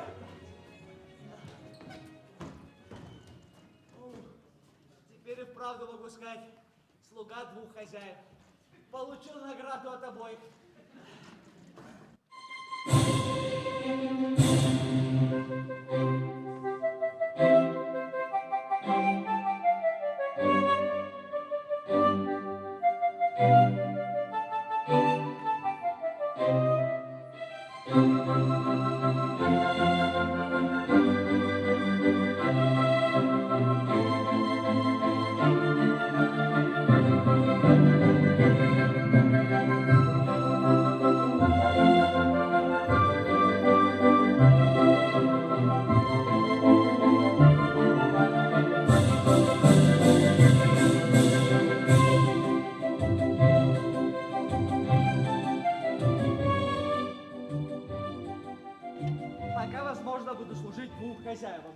До тех пор, по крайней мере, пока не получу оба жалования.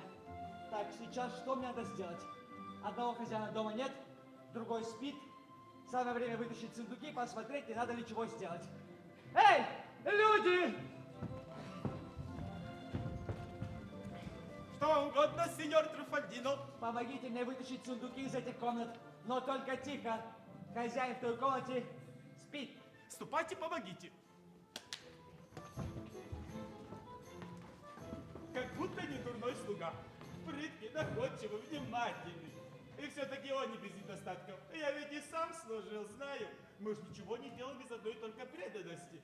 Все для того, чтобы выжить из хозяина побольше, или чтобы втереться к нему в доверие.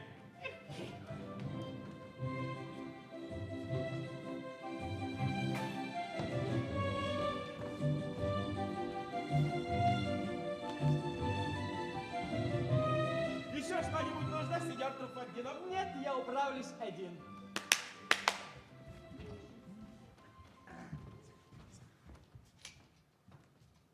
Теперь сделаю все спокойно. Как надо.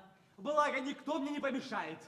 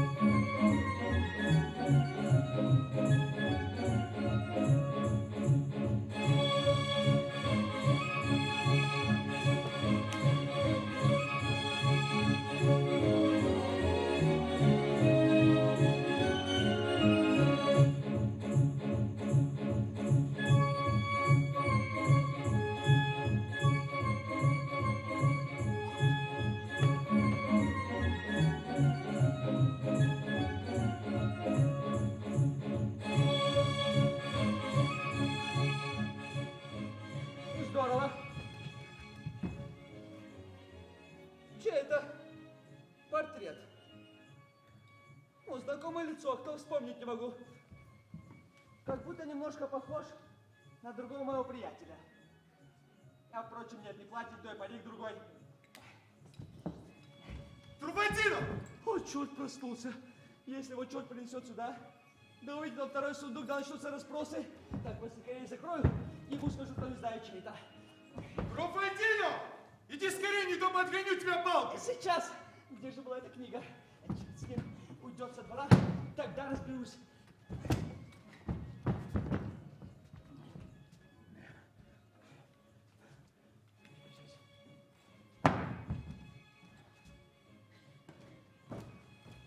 Какого черта ты тут делаешь? Сеньор, не вы ли приказали мне вычистить платье? Вот я и чищу. Дай мне камзол. Сейчас. А это чей сундук? Не знаю, какого-нибудь другого приезжего.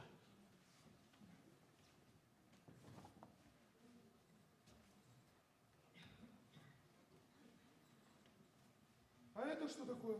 А, черт, перепутал. Это же мой портрет. Ваш? Я сам подарил его моей Беатриче.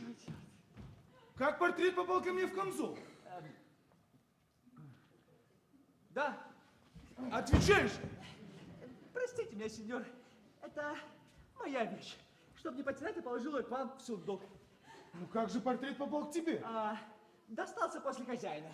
После хозяина? Да, сеньор, тут служил одного сеньора, а он помер.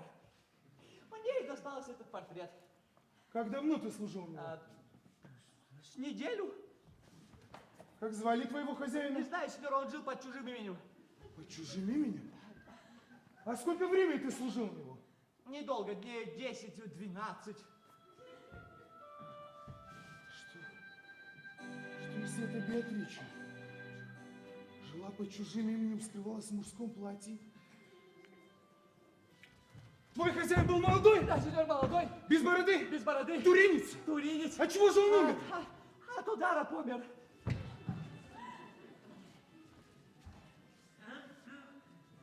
А где его похоронили?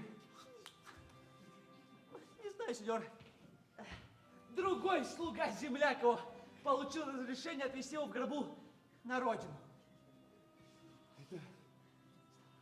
Это может тот слуга, который давал тебе поручение на почту? Да, сеньор, тот самый, Паскуале. Беатрича умерла? Сеньор, вы уронили ваш портрет. Несчастная Беатрича! Тягости путешествия и сильнейшие страдания убили! Сил не хватает вынести такую боль.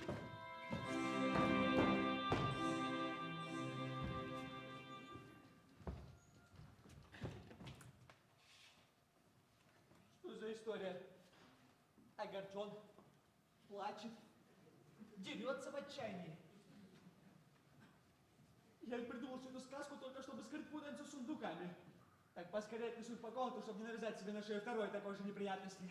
Поверьте мне, сеньор Панталоне, что последняя партия зеркал и свечей записана дважды. Возможно, что приказчики ошиблись. Пересмотрим еще раз счета с конторщиком, тогда и слечим. Я тоже сделал выписки из книг. Сейчас слечим. Да-да. Труфальдино! Да! Сеньор Панталоне, Все хорошо. ключи от сундука у тебя? Да, сеньор. Зачем ты вытащил сундук в залу? Проветрить платье. Проветрил. Проветрил. Открой и дай мне... Это чей сундук? Не знаю, какого-нибудь другого приезжего. Открой и дай мне памятную книгу. Сейчас. Возможно, как я говорил, что приказчики ошиблись. Ошибки оплате не подлежат. Сейчас слечим. Да-да. Ну, это. Нет, не это. Откуда в моем сундуке эта книга? Черт, перепутал. Ну, блин. Здесь два моих письма к Флорине. Боже. Это же его заметки, его счета. Не понимаю, что со мной делается. Что с вами, сеньор Федерико, вам худо? Труфальдино, Да, сеньор. откуда в моем сундуке оказалась чужая книга? Право не знаю, сеньор. Ну же, говори правду, не смущайся. Простите меня, сеньор, это моя книга. Я тут слышал у одного сеньора, а он помер. Мне не досталась эта книга. Когда это случилось? Дней 10-12 назад. Твоего хозяина звали Флоринда? Аритузи. Аритузи? Флориндо Аритузи. И это верно, что он умер? Помер взаправду. Как это случилось? Где его похоронили? Упал в канал и утонул. Только его и видели. Ой, я несчастная. Умер Флоринда. Умерла любовь моя. Единственная моя надежда. К чему мне теперь эта бессмысленная жизнь, когда умер тот, для которого я только и жила?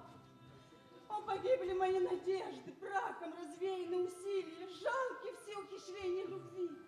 Я бросила родину, покинула своих, переоделась в мужское платье, подверглась опасностям, рисковала жизнью, все для Флоринда. А Флоринда нет на свете.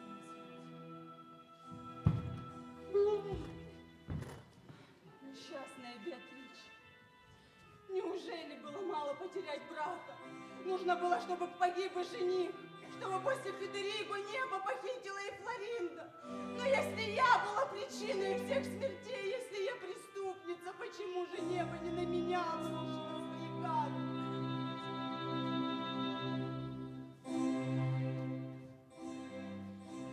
Напрасны слезы, тщетны жалобы. Флоринда умер. Горе душит меня. Свет помер в глазах. О, божество мое, жених дорогой. В отчаянии и я последую за тобой.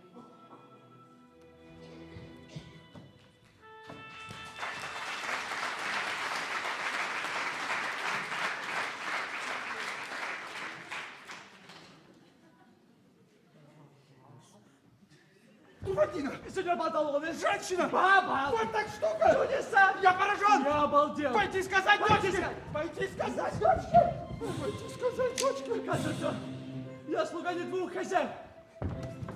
Оказывается, я теперь слуга не у двух хозяев. Эй, люди! Оказывается, я слуга не у двух хозяев. Оказывается, у меня не два хозяина. Послушай, у меня не два хозяина. Я слуга, но не двух. Я слуга, но не двух хозяев. Оказывается, я слуга, но не двух хозяев. У меня хозяин и хозяйка.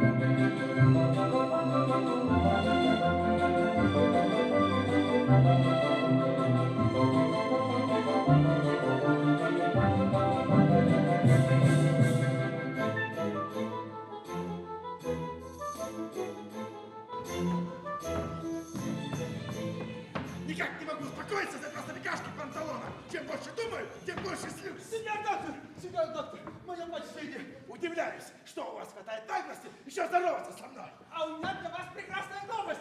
Быть может, вы хотите сообщить мне, что свадьба состоялась? Так мне на это наплевать. Фу. Да ничего подобного, дайте же мне сказать, черт вас побери. Говорите, что вам пусто было. Дочь моя, если вам угодно, может выйти за вашего сына. Весьма вам обязан, не трудитесь. Сын мой, пожалуй, подавится таким кусочком. Выдавайте ее за вашего туринца. Фу! Если бы вы знали, что это за туринец, вы не говорили Кем бы так. бы он ни был, ваша дочка побыла с ним наедине. Фу! Да ведь это... Слушать ничего не хочу. Не хотите? Для вас все хуже. Фу! А видно будет, для кого хуже. Фу! Дочь моя честная девушка, а это фу! Черт вас побери совсем. Фу! Сами идите к чертям в зубы. Фу, фу, фу! Так, старый враль, без чести и без слова. Фу-фу-фу-фу-фу-фу!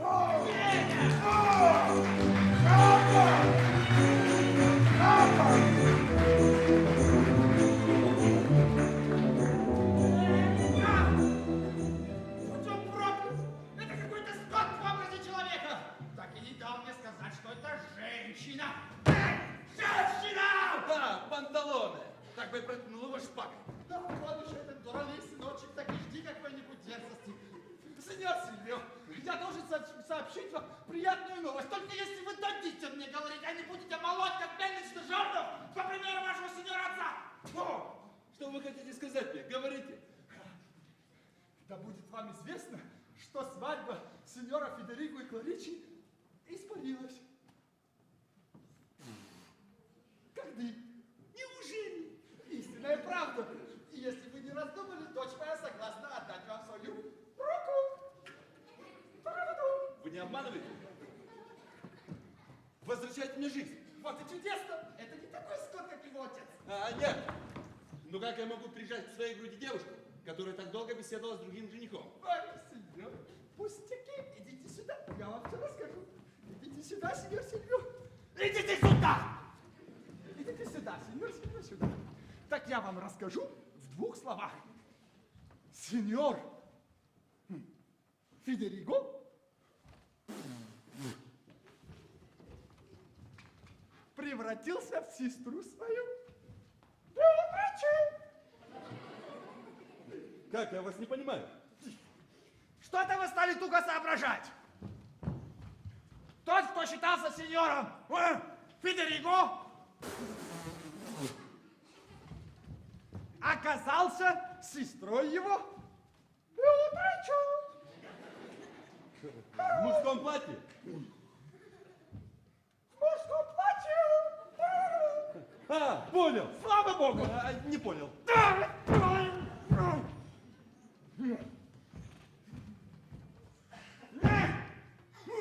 Федерико!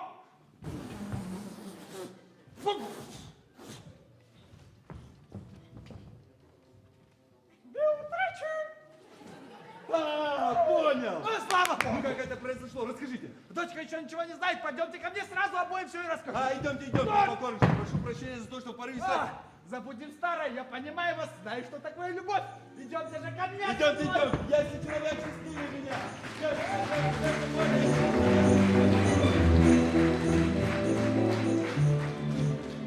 Убирайтесь в черт, сеньор! Сеньор, не надо так отчаиваться! Остановите, сеньора, прошу вас! Оставьте меня, вам не удастся помешать мне!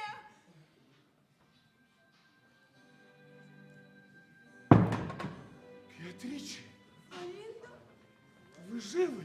и вы живы? О, счастье!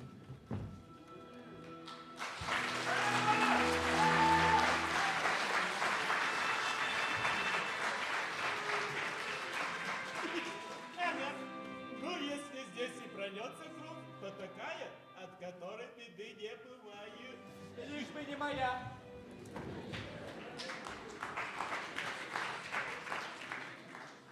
Что привело вас в такое отчаяние? Известие о вашей смерти. А кто вам сообщил о моей смерти? Мой слуга. А мой тоже уверял меня в вашей гибели.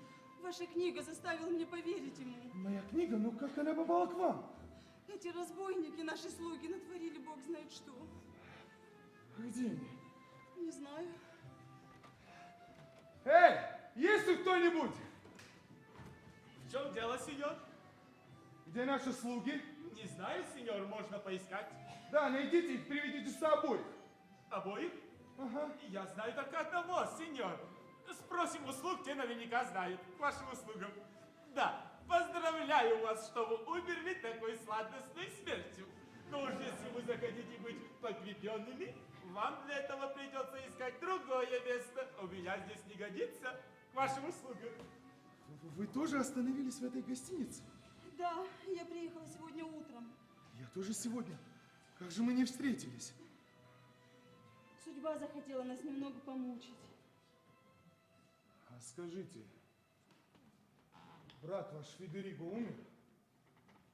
Сразу на месте. А вы разве не знаете?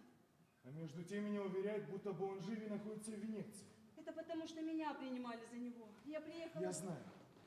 Я прочел письмо вашего туринского слуги. А как это письмо попало к вам? По всей вероятности, ваш слуга попросил моего взять письма на почте. Я, когда прочел ваше имя, не смог удержаться и распечатал его. Законное любопытство влюбленного. Иди, иди. Они тебя ничего не сделают, не бойся. Ага, я ведь пинков еще не забыл. А это наверняка главный плут. Думаю, что вы не ошибаетесь. Ага. Вот одного нашли, приведем и другого, сеньор, если найдем. Да-да, нужно, чтобы оба были тут вместе. Ага. А вы другого знаете? Я? Спроси на кухне, там наверняка кто-нибудь видел. К вашим услугам, сеньоры. Ну, рассказывай. Как получилось, что портрет и книга попали не туда, куда следует? И как ты и тот другой плут довели нас до отчаяния. Сеньоры, пока вы не начали действовать, разрешите словечко по секрету. Сейчас вам все объясню. Видите ли, сеньор, во всей этой истории я ни капельки не виноват. Всему виной слуга той сеньоры, Паскуале. Это он перепутал все вещи. Что было в одном сундуке, он положил в другой. Я не доглядел. Так он уж бедняга просил не выдавать ему, чтобы хозяин не прогнал его. Но у меня ведь сердце доброе, я для друзей готов хоть кишки себе выпустить. Я и придумал всю эту историю, чтобы его выручить. Мне в голову не могло прийти, что это ваш портрет, и что вы так огорчите смертью особых вещах, в которых он нашелся. И вот сеньор рассказал вам всю правду, как честный человек, как преданный слуга. Ну и почему же ты скрывал от меня то, о чем я тебя выспрашивал? Уж очень он просил не выдавать его. Кто? Паскуале. Вздуть надо вас обоих, и тебя, и Паскуале. Вы еще не закончили своего бесконечного допроса. Да вот он говорит. Тише, сеньор, ради бога, не выдавайте Паскуале. Уж лучше скажите, что это я. Отколотите меня, если хотите, но уж не губите Паскуале. Я люблю его как родного брата. Сейчас пойду к сеньоре и скажу, что всему виной я. Вот и я к вам. О чем ты так долго говорил с сеньором Флоринго? Сейчас вам... Труфальдину! Сеньор, одну секунду. Видите ли, у сеньора есть слуга по имени Паскуале.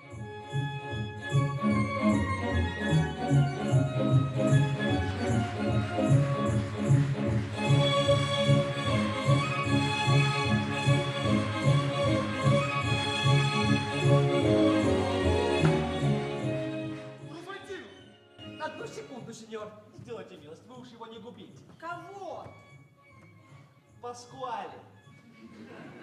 Оба вы мошенники, и ты, и твой Паскуале. Ну и долго же они там. Труфантино! Да, что, сеньор?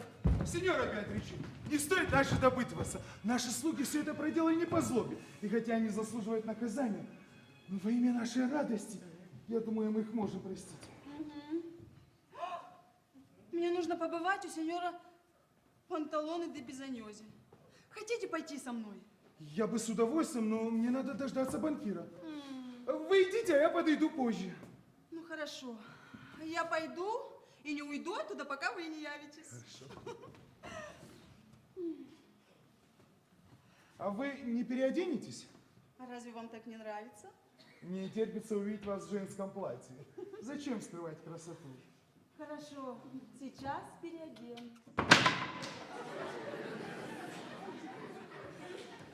Я мигом. Сеньор, я тут слышал, вы собираетесь к сеньору Панталоне де Бизаньози. И что? Да вот хочу попросить вас об одной милости.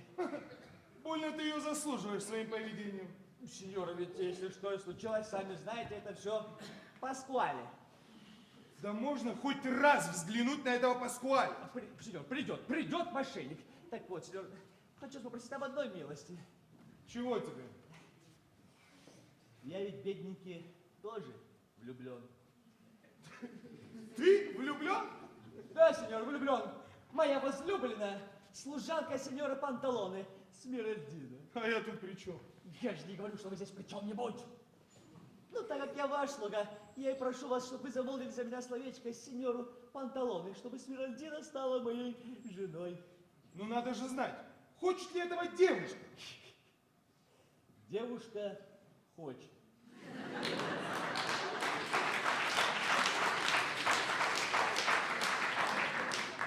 Стоит вам только замолвить словечко сеньору Панталоне, да и уж сделайте милость. Ладно, скажу. Только вот на что ты ее будешь содержать?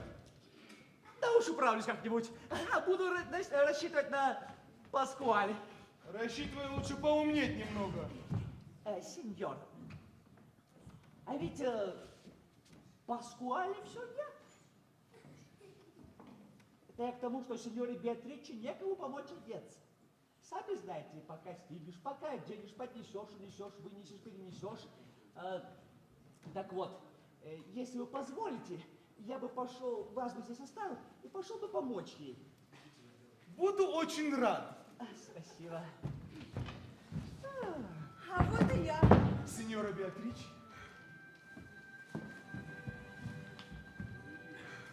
Ну так, я пойду и буду вас ждать там. Хорошо, но я не знаю, где он живет. Я знаю, сеньор, хотите, провожу вас. Да, Труфантино вас проводит. Хорошо.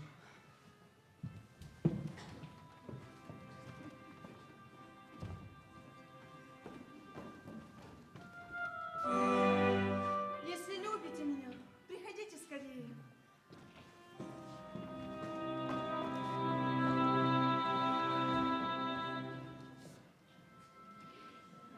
Ишь вы. Хозяин одевается. Хозяин уходит со двора, а его нет. Кого? Паскуале, сеньор. Я люблю его как родного брата.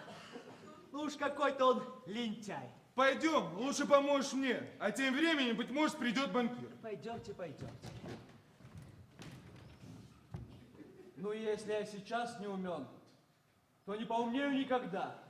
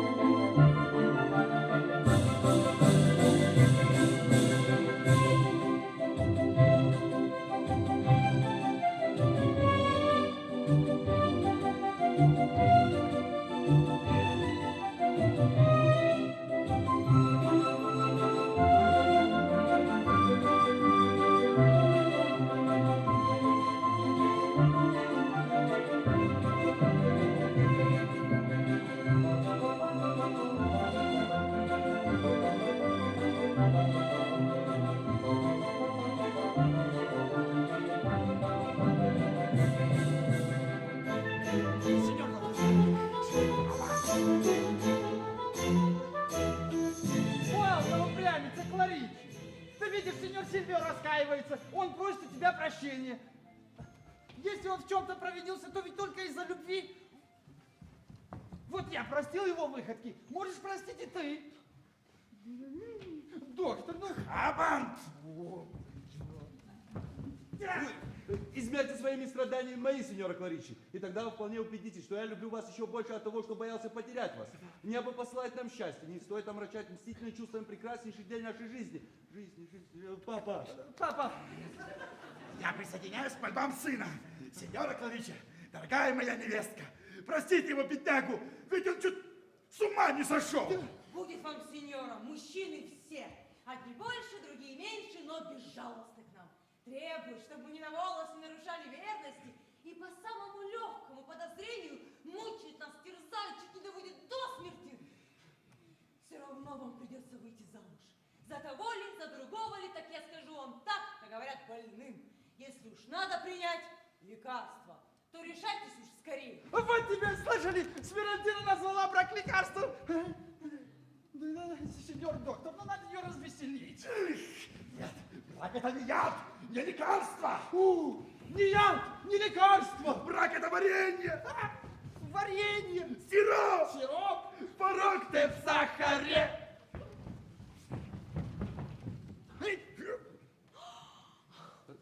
Но, дорогая моя Кларичи, неужели же ни одно слово не слетит с ваших губ?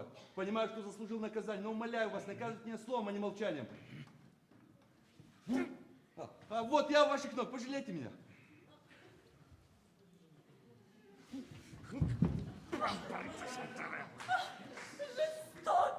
Слышали вздох? Хороший признак. Вздох! Все равно, что молния предвещает дурь. Больше, давай еще. Давай. Если бы я знал, что во искупление моей мнимой жестокости вы жаждете моей крови, я пролил бы ее с полной готовностью. Но, боже мой, вместо крови из моих вен примите же эти слезы из моих глаз.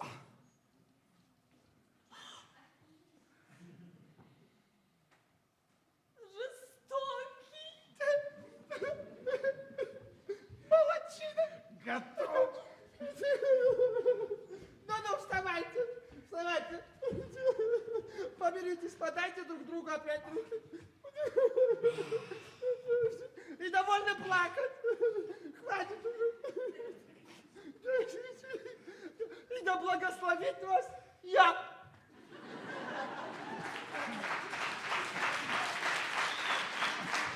Ну и ладно, все в порядке. Да, в порядке, в порядке. Сеньора Кларичи, ради бога. Противно. Дорогая, Бесчеловечный. жизнь моя, Зверь. сердечко мое, ради бога, умоляю вас, простите меня. Ах, простила. Да, сеньор доктор, дело в шляпе. Сильвия, ты прощен. Больной согласен.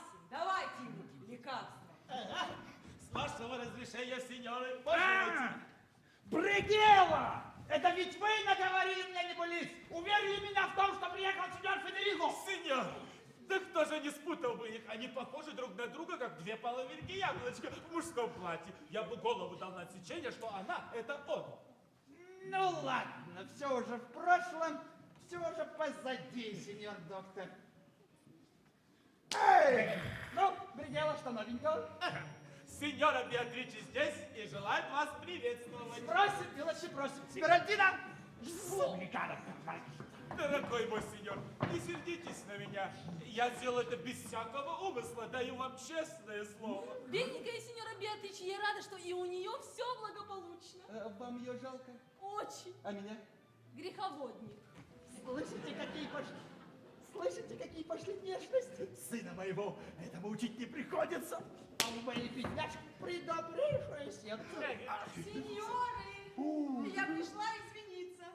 Пришла просить прощения за то, что причинила вам столько неприятностей. Пустяки, моя дорогая, идите сюда. Но знаете ли, сеньора Беатричи, хоть в женском его облике, хоть в мужском, вы одинаково хоть куда. Чересчур умно, сеньора моя. Доктор, вы, говорят, нашли своего возлюбленного. Да, небо послало мне эту радость. Недурные штучки вы придумали для этого. Сеньор отец, предоставьте каждому поступать, как ему заблагорассудится. Не расстраивайтесь зря. Теперь, когда я так счастлив, мне хочется, чтобы всем было хорошо. Готовится еще, брат? Отпразднуем. Например, мой сеньор ее. Смиродина? Берардина. Что? С кем? С первым, кто явится. А вот и я. Мое нижайшее почтение, сеньор. А где сеньор Флоринда? Он здесь. Просит разрешения войти. Здравствуйте, красавица. Вы позволите, сеньор Панталон? Здравствуйте, чернявый. Это тот самый ваш жених? Поговорим, Да, это мой жених. О чем? Просим, милости просим. если желаете. А чего бы и нет? Проси! Когда вернусь, поговорим. Сеньора Кларичи, с позволения этих господ я намерена просить вас об одной милости. Понимаете, мне, бедной девушке, тоже хочется пристроиться. А тут за меня сватается слуга сеньора Беатричи. Да. А вот если бы вы замолвили словечко его хозяйки, уговорили ее согласиться и позволить ему жениться на мне, моя судьба была бы устроена. С удовольствием, милостивая. Девушка, можете поговорить с Беатричи? Что за секреты? Ничего, сеньор Титана, мне кое-что сказал. А я могу узнать, что именно? Да чего они любопытные, еще говорят про нас, женщин. Ваш покорнейший слуга, сеньор. Вы хозяин дома? А, к вашим услугам. Примите меня в число ваших друзей. Мою просьбу поддерживает сеньора Беатричи. Вам, наверное, известны превратности судьбы, постигшей ее и меня. Рад познакомиться с вами и приветствовать вас. От всей души радуюсь вашему счастью. Сеньора Беатричи должна стать моей женой. А вы, если удостоите этой чести, будете нашим сватом. Ну, раз вы так решили, давайте сделаем это сейчас же. Подайте друг другу руки. Я готов, сеньора Беатричи. И я, сеньор Флоринда. А потом мы с вами подведем счета, пересмотрим еще раз. Папа! Извините. Дорогая моя, я рада за вас. А я от всей души желаю вам счастья. Ну, все улажено, все кончено. Не хватает только одного. Самого лучшего. Чего именно? Что тебе? Разрешите одно словечко. Вы помните, что обещали мне? Сеньор Панталон, хотя я впервые имею честь видеть вас, осмелюсь попросить вас об одном одолжении. К вашим услугам. Мой слуга хочет жениться на вашей служанке. Дадите согласие. Я согласен. Сеньор Флоринда, вы предупредили мои намерения. Я хотела сватать свою служанку за слугу сеньора Беатричи. Вы сосватали за своего, значит, дело сделано. Нет, нет, нет. Раз так, я отстраняюсь и все предоставляю вам. Нет, я никак не допущу, чтобы мои хлопоты предпочли вашим. Пожалуйста, устраивайте ваше дело. Сеньора Кларичи, вы это говорите только из любезности.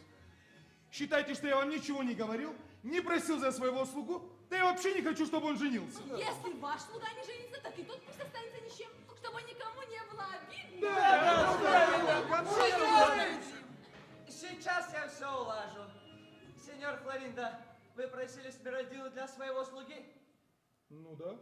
Прекрасно. А вы, сеньора Кларичи, предназначали Смиродину в жены слуге сеньора Беатричи? Ну да. Прекрасно. Если так, Смиродина, пожалуйте мне вашу руку. Почему это непременно вам? Да потому что я слуга сеньора Беатричи и сеньора Флориндо. Что? Сеньора Беатричи, где ваш слуга? Труфальдино, конечно. Труфальдино, это мой слуга. Нет, подождите. У вас же Паскуали. Нет, это у вас Паскуале. Что за история? Ах ты разбойник! Ах ты злодей! Так ты одновременно служил двум хозяевам? Да! Я это сделал, и номер прошел. Попал я в эту ситуацию случайно. Потом захотелось посмотреть, что из этого получится. Но вы, господа, надеюсь, простите меня.